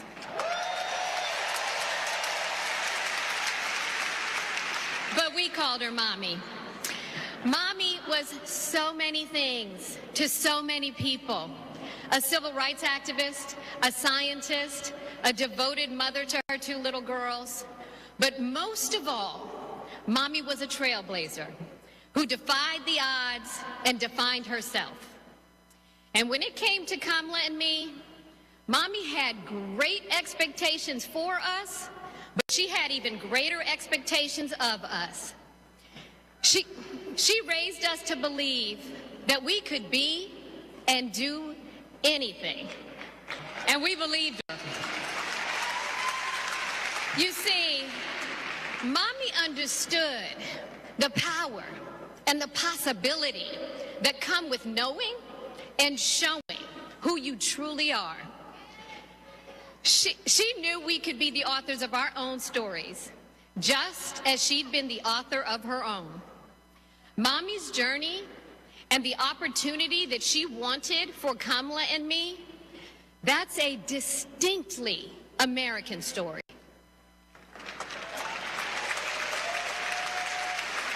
We may all have different histories, different struggles, or different perspectives, but what binds us together is the fervent desire to be free, to fulfill our God-given potential. Kamala's entire life has been about fighting for each of us to have that freedom. And like so many Americans, Kamala knows what it's like to be underestimated and be counted out.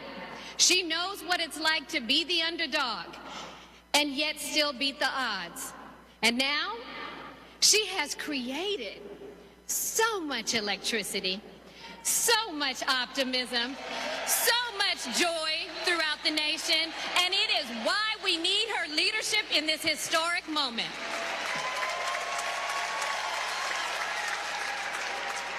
We are living in a time when some are trying to divide us, to separate us in ways that make it difficult for us to come together. Well, look, my sister rejects that view. Where others push darkness, Kamala sees promise. Where others feel detachment, Kamala fosters connection. Where others want to drag us back to the past, my sister says, hold up now, we are not going back.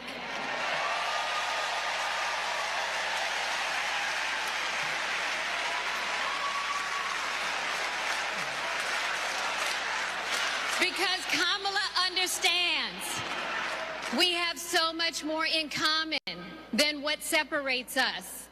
She knows the measure of our success isn't just winning an election. It's about who we bring along and lift up in the process. And so as I look out at all of you today and take in this incredible moment, I so wish that Mommy could be here tonight. I can just see her smiling, saying how proud she is of Kamala. And then, without missing a beat, she say, that's enough, you got work to do. She would tell all of us to roll up our sleeves and get to work, to elect a leader who sees the potential in each of us, a leader who cares for all of us, a leader who fights for every one of us. Our Democratic nominee, my big sister, the next President of the United States, Kamala Harris. The United Center erupts in applause and cheers as it nears that time for the Vice President, Kamala Harris, to walk on stage and accept her party's nomination for president. That was her younger sister, Maya Harris. She is an attorney, a policy advocate as well.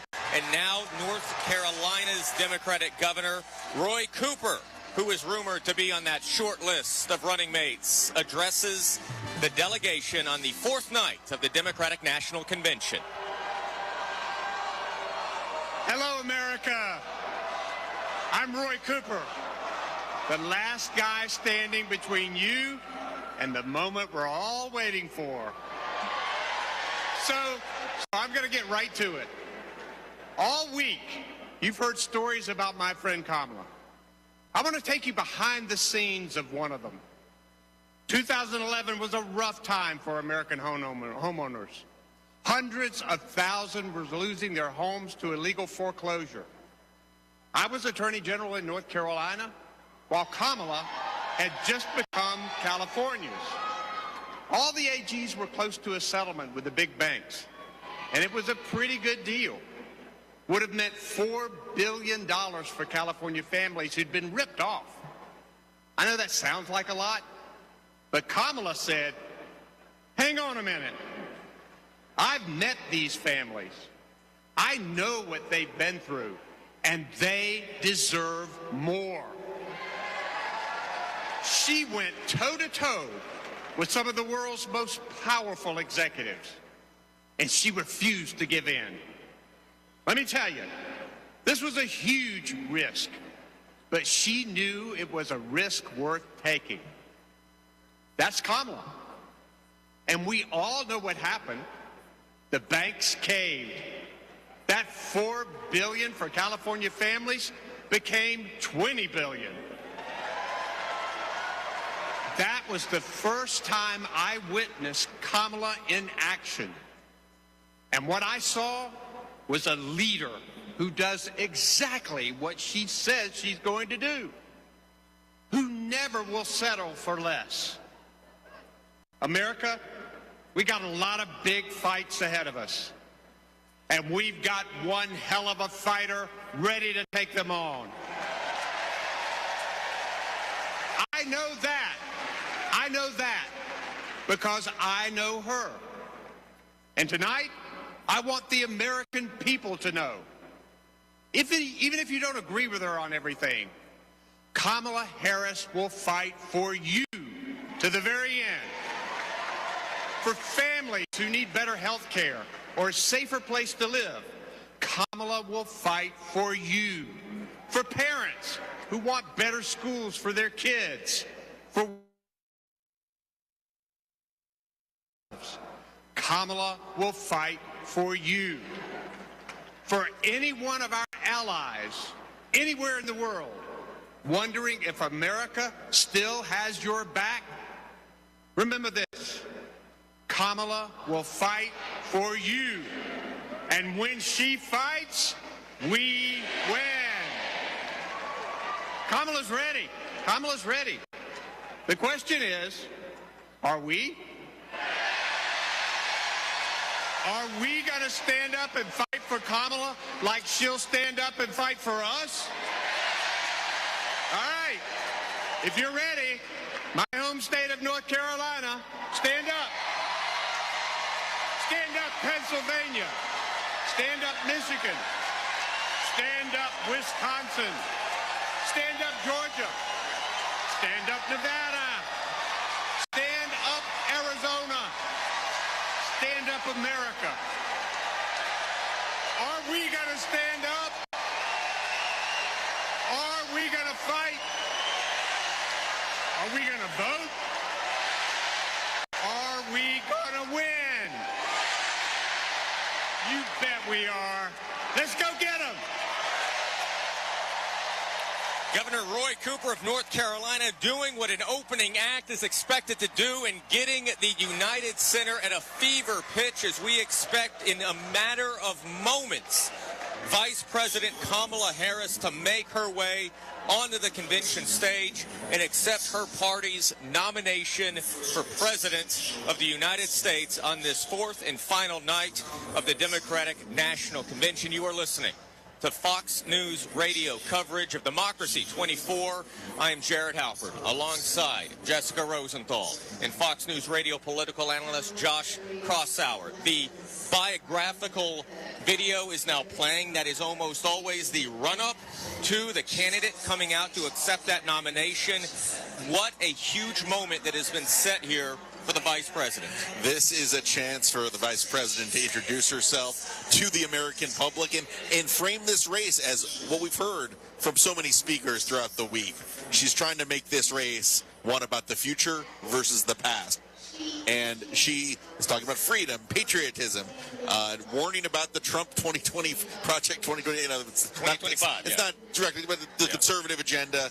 And the combination that Harris has to do to both talk about her story, but also tie it into how she would govern as a president. And Roy Cooper there just said one of the other themes is that she might be a prosecutor, but she's been a prosecutor with an empathy button. She's been a prosecutor with compassion for people. She'll fight for you. Well, she'll prosecute the bad guys, but she will help out the average day person, the little person, the middle class. That's also been a really, really big effort on behalf of all of the folks that have taken the stage here to make that case for her, to prosecute the case for Harris, that she's for all of these people. It's a biographical flourish that she didn't use all that much when she ran for president in 2020. Yeah, but now, with Donald Trump as her opponent, with the need to kind of be more moderate and need to win over those swing voters, she is leaning into that detail in the video that we're seeing right now. He's helped define her. That is a big part of her biography, and it's one she's leaning into once again. They have passed out the placards. They all read Kamala.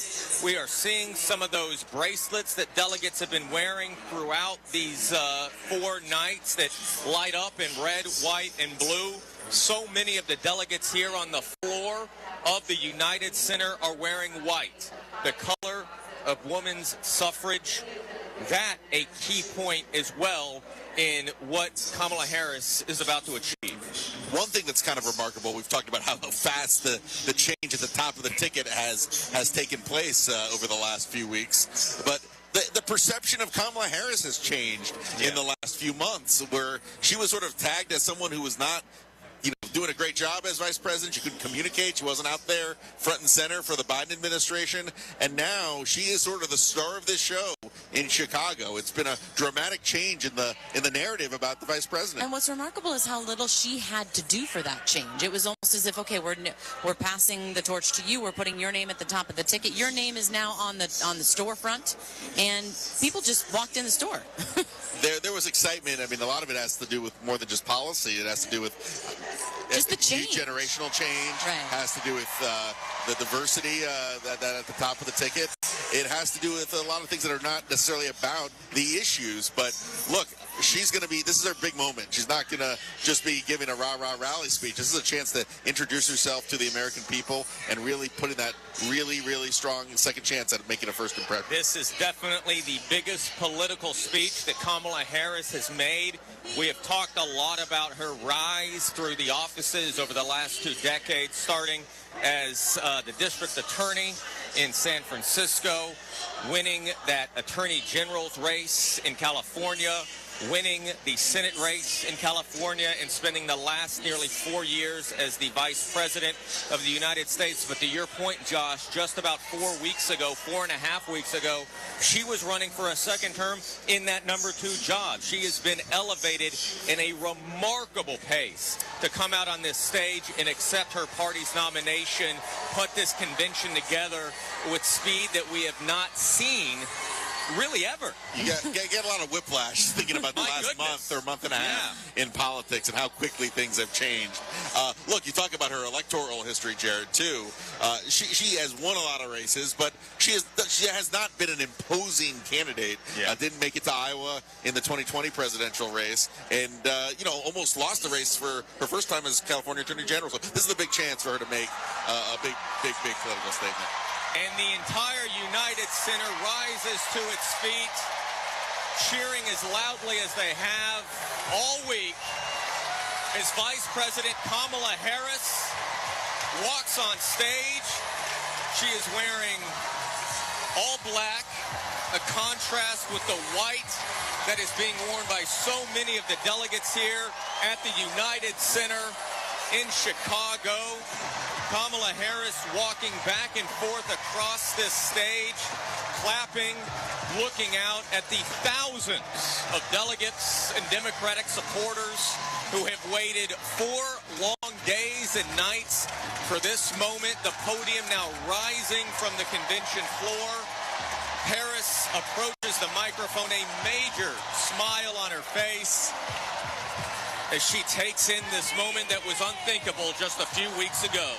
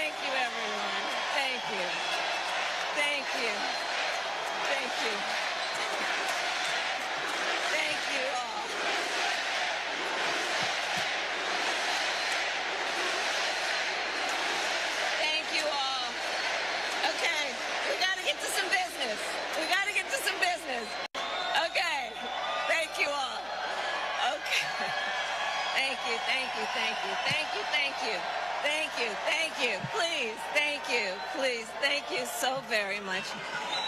Thank you, everyone. Thank you, everyone. Thank you. Okay, let's get to business. Let's get to business. All right. So let me start by thanking my most incredible husband, Doug, for being an incredible partner to me, an incredible father to Cole and Ella. And happy anniversary, Dougie.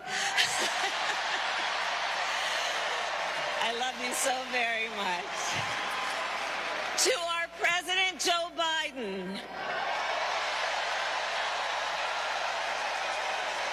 When I think about the path that we have traveled together, Joe, I am filled with gratitude. Your record is extraordinary, as history will show, and your character is inspiring. And Doug and I love you and Jill and are forever thankful to you both.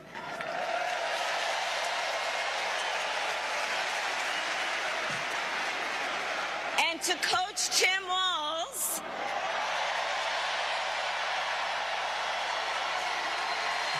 you are going to be an incredible vice president.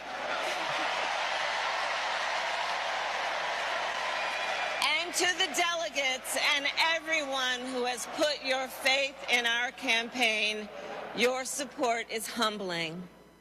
So, America, the path that led me here in recent weeks was no doubt unexpected. But I'm no stranger to unlikely journeys.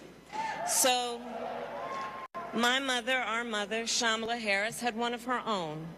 And I miss her every day, and especially right now.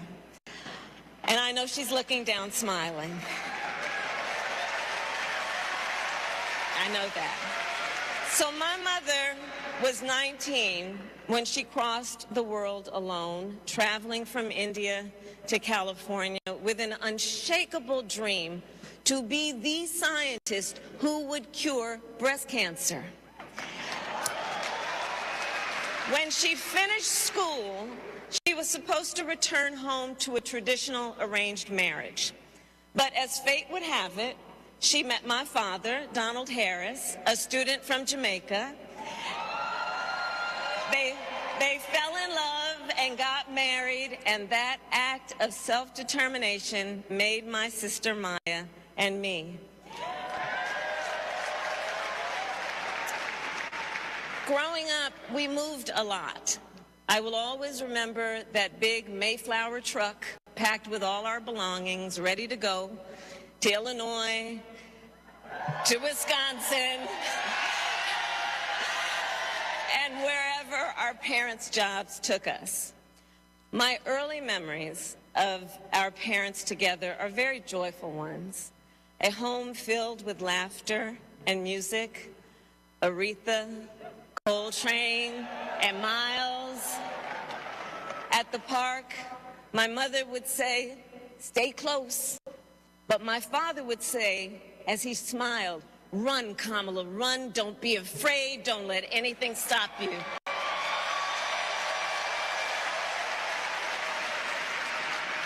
From my earliest years, he taught me to be fearless. But the harmony between my parents did not last. When I was in elementary school, they split up. And it was mostly my mother who raised us. Before she could finally afford to buy a home, she rented a small apartment in the East Bay. In the Bay,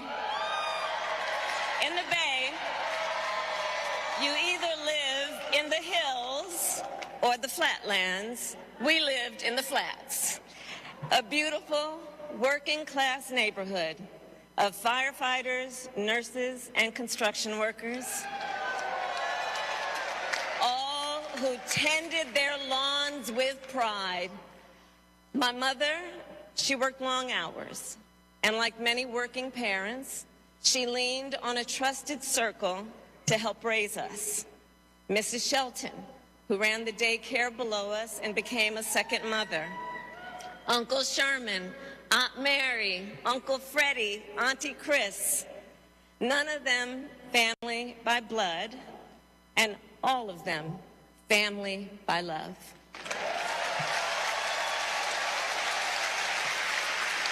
Family who taught us how to make gumbo, how to play chess, and sometimes even let us win. Family who loved us, believed in us, and told us we could be anything and do anything.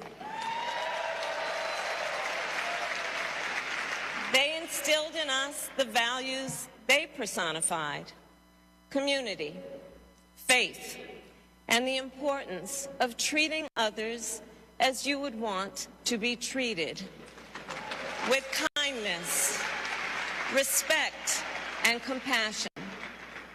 My mother was a brilliant, 5-foot-tall, brown woman with an accent. And as the eldest child, I saw how the world would sometimes treat her. But my mother never lost her cool. She was tough, courageous, a trailblazer in the fight for women's health, and she taught Maya and me a lesson that Michelle mentioned the other night. She taught us to never complain about injustice, but do something about it. Do something about it. That was my mother. And she taught us, and she also taught us, and never do anything half-assed. And that is a direct quote. A direct quote. I grew up immersed in the ideals of the civil rights movement. My parents had met at a civil rights gathering, and they made sure that we learned about civil rights leaders, including the lawyers like Thurgood Marshall and Constance Baker Motley. Those who battled in the courtroom to make real the promise of America. So at a young age, I decided I wanted to do that work. I wanted to be a lawyer. And when it came time to choose the type of law I would pursue, I reflected on a pivotal moment in my life. You see, when I was in high school, I started to notice something about my best friend, Wanda. She was sad at school, and there were times she didn't want to go home. So one day I asked if everything was all right, and she confided in me that she was being sexually abused by her stepfather. And I immediately told her she had to come stay with us, and she did. This is one of the reasons I became a prosecutor, to protect people like Wanda, because I believe everyone has a right to safety, to dignity, and to justice.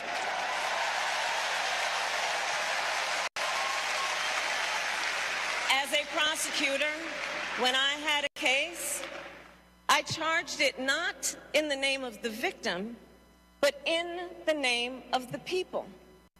For a simple reason. In our system of justice, a harm against any one of us is a harm against all of us.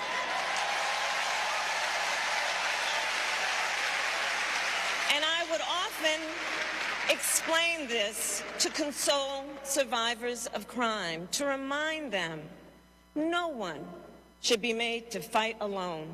We are all in this together. And every day in the courtroom, I stood proudly before a judge and I said 5 words: Kamala Harris for the people.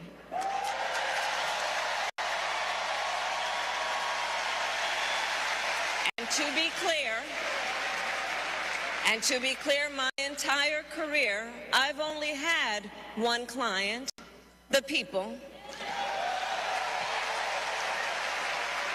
And so, on behalf of the people, on behalf of every American, regardless of party, race, gender, or the language grandmother speaks, on behalf of my mother and everyone who has ever set out on their own unlikely journey, on behalf of Americans like the people I grew up with, people who work hard, chase their dreams, and look out for one another, on behalf of everyone whose story could only be written in the greatest nation on earth, I accept your nomination to be President of the United States of America.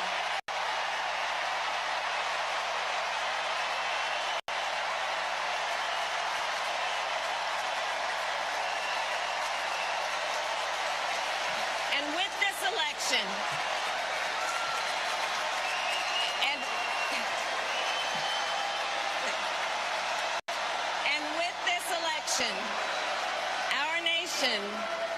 our nation with this election has a precious, fleeting opportunity to move past the bitterness, cynicism, and divisive battles of the past, a chance to chart a new way forward. Not as members of any one party or faction, but as Americans. And let me say, I know there are people of various political views watching tonight, and I want you to know, I promise to be a president for all Americans. You can always trust me to put country above party and self, to hold sacred America's fundamental principles, from the rule of law to free and fair elections to the peaceful transfer of power.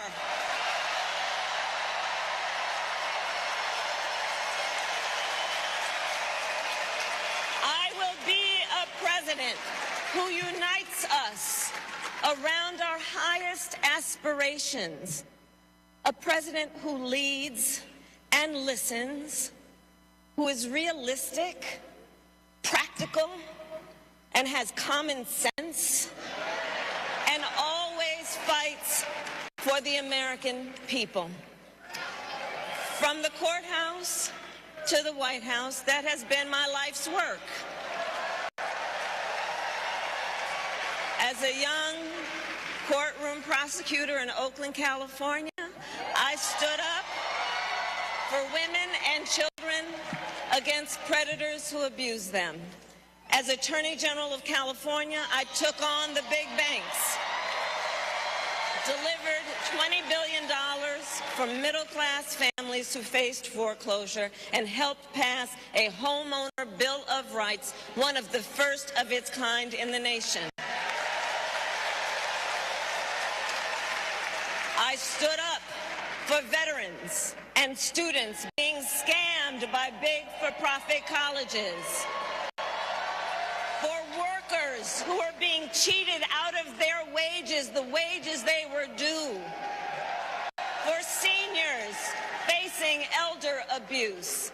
I fought against the cartels who traffic in guns and drugs and human beings, who threaten the security of our border and the safety of our communities.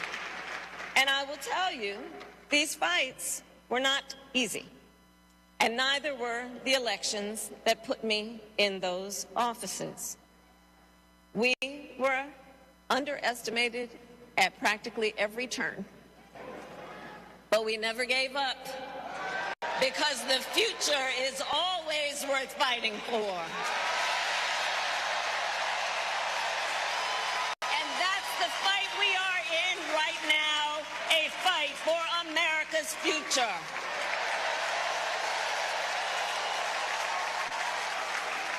Fellow Americans, this election is not only the most important of our lives, it is one of the most important in the life of our nation.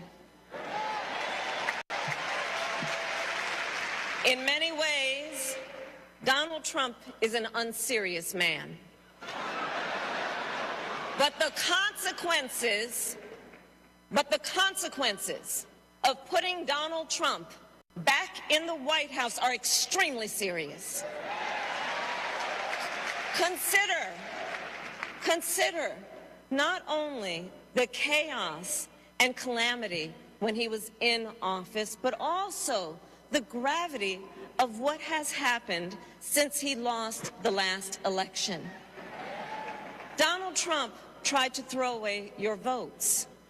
When he failed, he sent an armed mob to the United States Capitol, where they assaulted law enforcement officers. When politicians in his own party begged him to call off the mob and send help, he did the opposite. He fanned the flames. And now, for an entirely different set of crimes, he was found guilty of fraud by a jury of everyday Americans, and separately found liable for committing sexual abuse. And consider what he intends to do if we give him power again.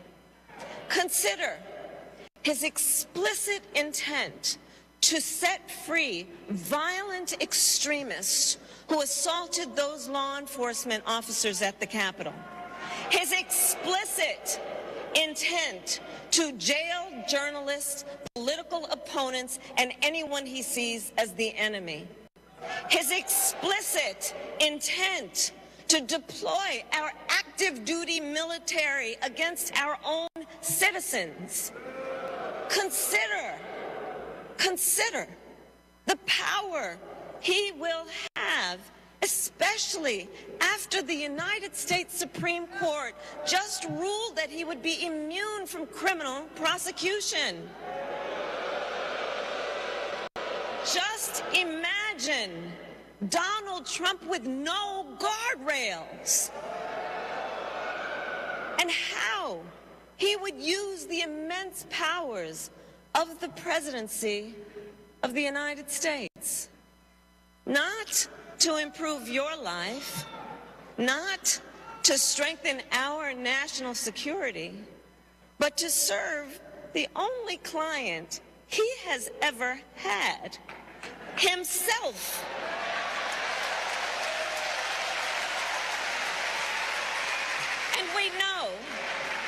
And we know what a second Trump term would look like. It's all laid out in Project 2025, written by his closest advisors, and its sum total is to pull our country back to the past. But America, we are not going back. We are not going back. We are not going back. We are not going back to when Donald Trump tried to cut Social Security and Medicare.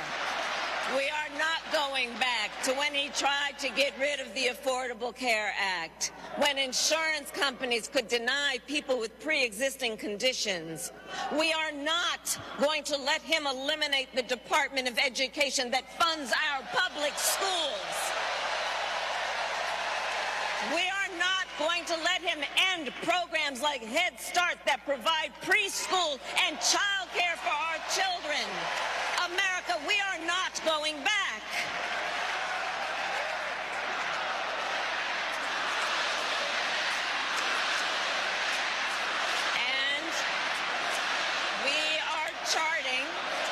And we are charting a new way forward.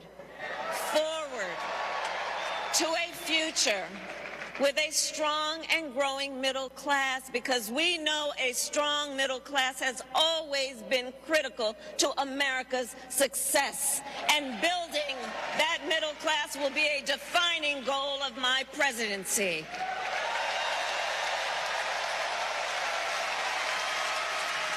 And I'll tell you, this is personal for me.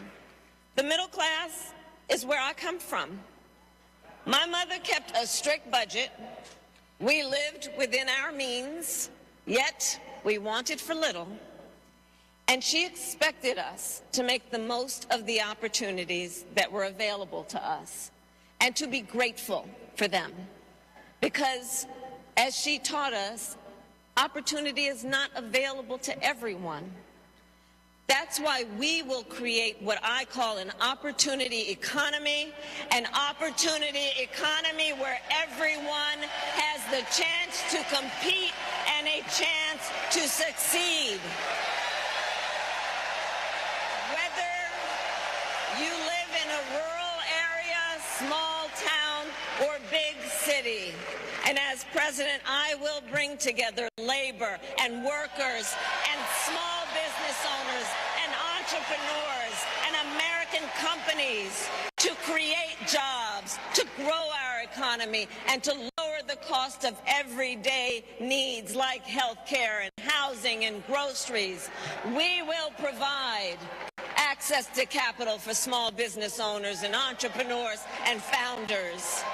And we will end America's housing shortage and protect Social Security and Medicare. Now compare that to Donald Trump, because I think everyone here knows he doesn't actually fight for the middle class. He doesn't actually fight for the middle class. Instead, he fights for himself and his billionaire friends. And he will give them another round of tax breaks that will add up to $5 trillion to the national debt. And all the while, he intends to enact what in effect is a national sales tax, call it a Trump tax, that would raise prices on middle-class families by almost $4,000 a year. Well, instead of a Trump tax hike, we will pass a middle-class tax cut that will benefit more than 100 million Americans.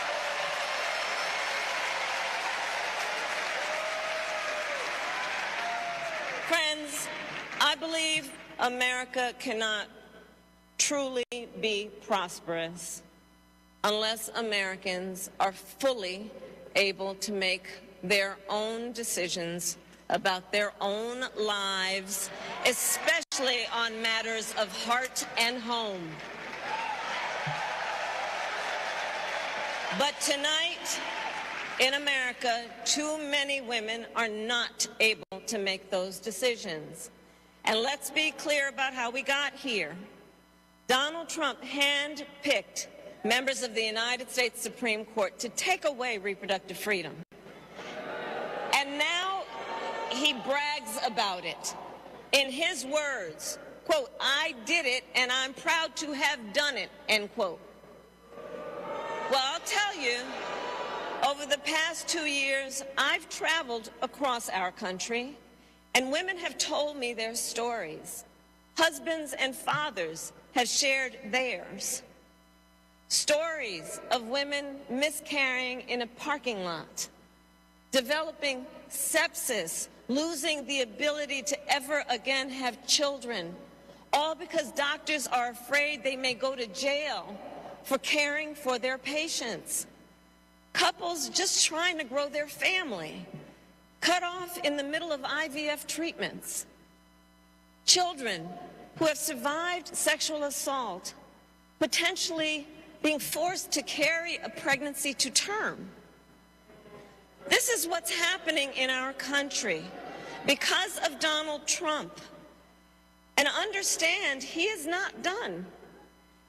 As a part of his agenda, he and his allies would limit access to birth control, ban medication abortion, and enact a nationwide abortion ban with or without Congress.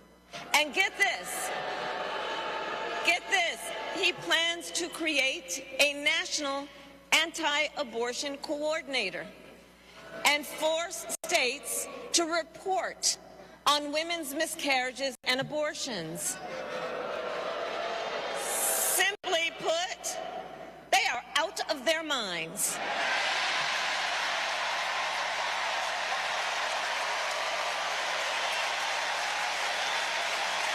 And one must ask, why exactly is it that they don't trust women? Well, we trust women. We trust women. And when Congress passes a bill to restore reproductive freedom, as President of the United States, I will proudly sign it into law.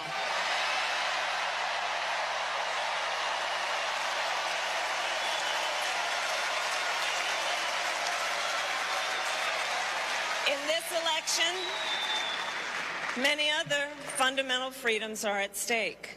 The freedom to live safe from gun violence in our schools, communities, and places of worship. The freedom to love who you love openly and with pride.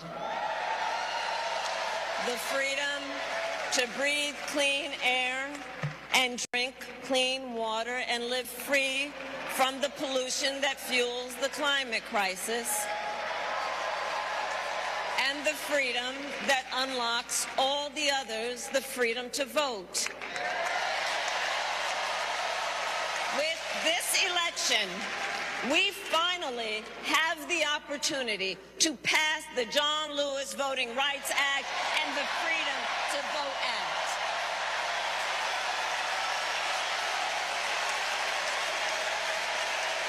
And let me be clear.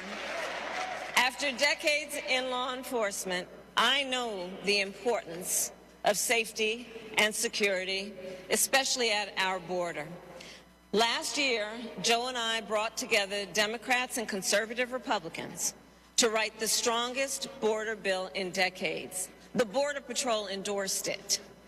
But Donald Trump believes a border deal would hurt his campaign. So he ordered his allies in Congress to kill the deal. Well, I refuse to play politics with our security, and here is my pledge to you. As president, I will bring back the bipartisan border security bill that he killed, and I will sign it into law. I know we can live up to our proud heritage as a nation of immigrants and reform our broken immigration system.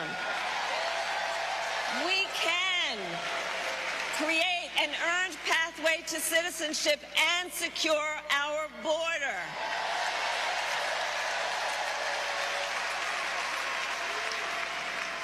And America, we must also be steadfast in advancing our security and values abroad. As Vice President, I have confronted threats to our security, negotiated with foreign leaders, strengthened our alliances, and engaged with our brave troops overseas. As Commander-in-Chief, I will ensure America always has the strongest, most lethal fighting force in the world.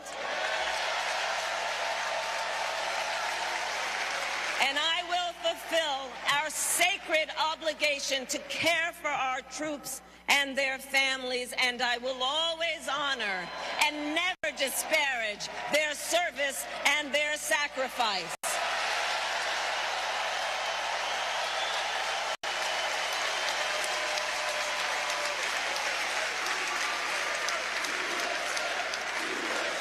I will make sure that we lead the world into the future on space and artificial intelligence, that America, not China, wins the competition for the 21st century, and that we strengthen, not abdicate, our global leadership. Trump, on the other hand, threatened to abandon NATO. He encouraged Putin to invade our allies, said Russia could, quote, do whatever the hell they want. 5 days before Russia attacked Ukraine, I met with President Zelensky to warn him about Russia's plan to invade. I helped mobilize a global response, over 50 countries, to defend against Putin's aggression. And as president, I will stand strong with Ukraine and our NATO allies.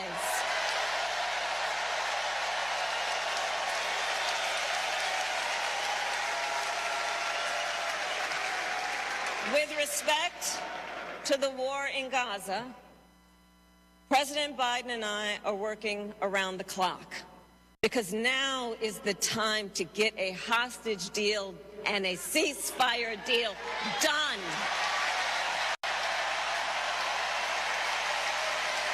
And let me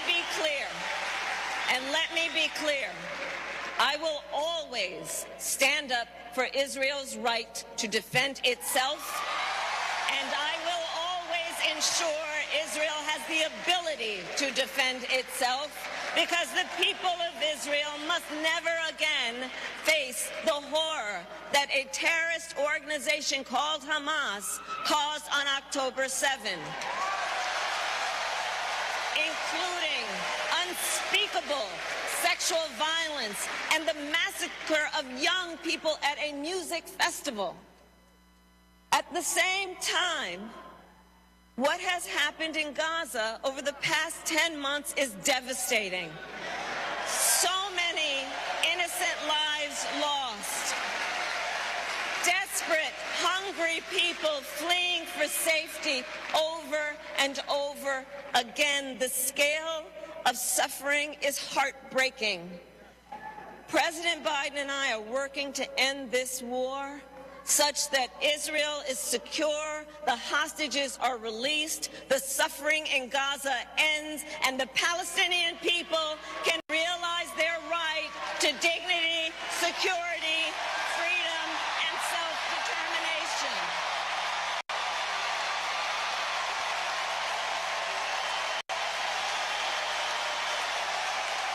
And know this, I will never hesitate to take whatever action is necessary to defend our our forces and our interests against Iran and Iran-backed terrorists. I will not cozy up to tyrants and dictators like Kim Jong-un who are rooting for Trump.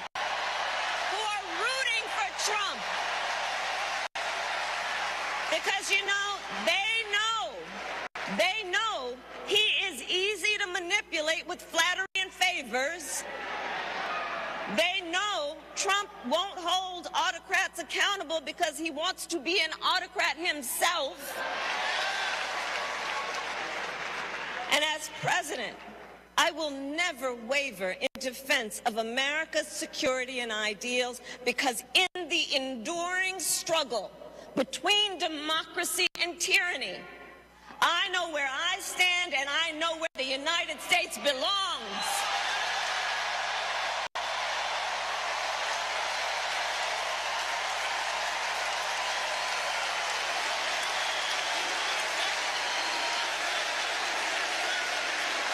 So fellow Americans,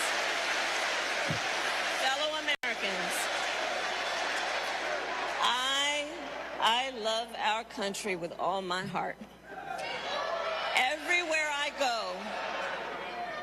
Everywhere I go, in everyone I meet, I see a nation that is ready to move forward, ready for the next step in the incredible journey that is America.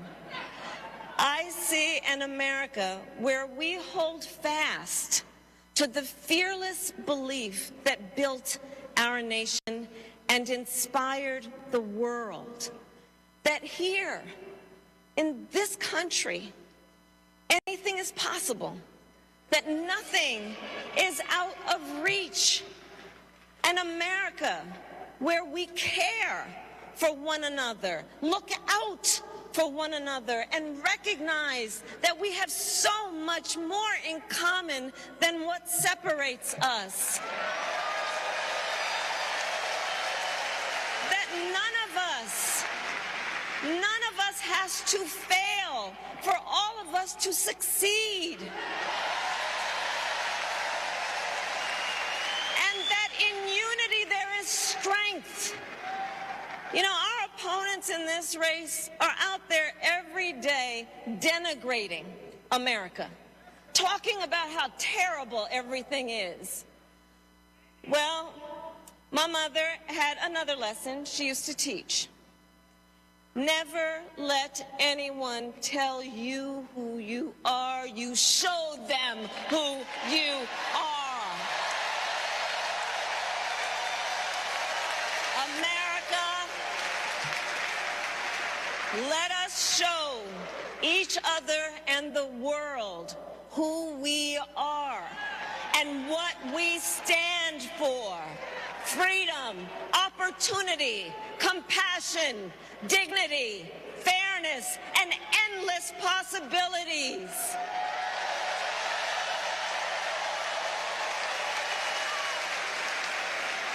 We are the heirs to the greatest democracy in the history of the world.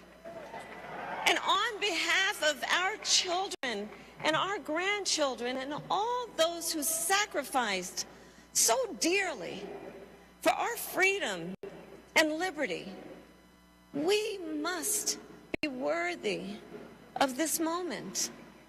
It is now our turn to do what generations before us have done, guided by optimism and faith, to fight for this country we love, to fight for the ideals we cherish, and to uphold the awesome responsibility that comes with the greatest privilege on earth, the privilege and pride of being an American.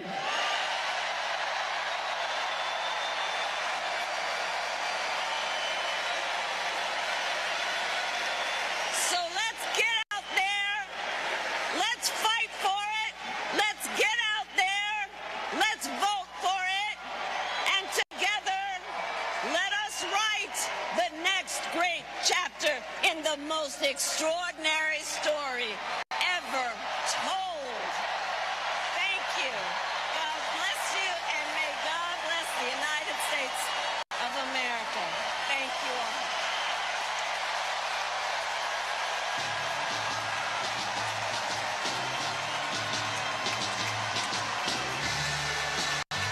Vice President Kamala Harris accepting her party's nomination to be the 47th President of the United States. A speech that was unthinkable just a few weeks ago before President Biden abruptly ended his re-election bid and endorsed his Vice President Kamala Harris, who for the last 40 minutes electrified the crowd here at the United Center in Chicago.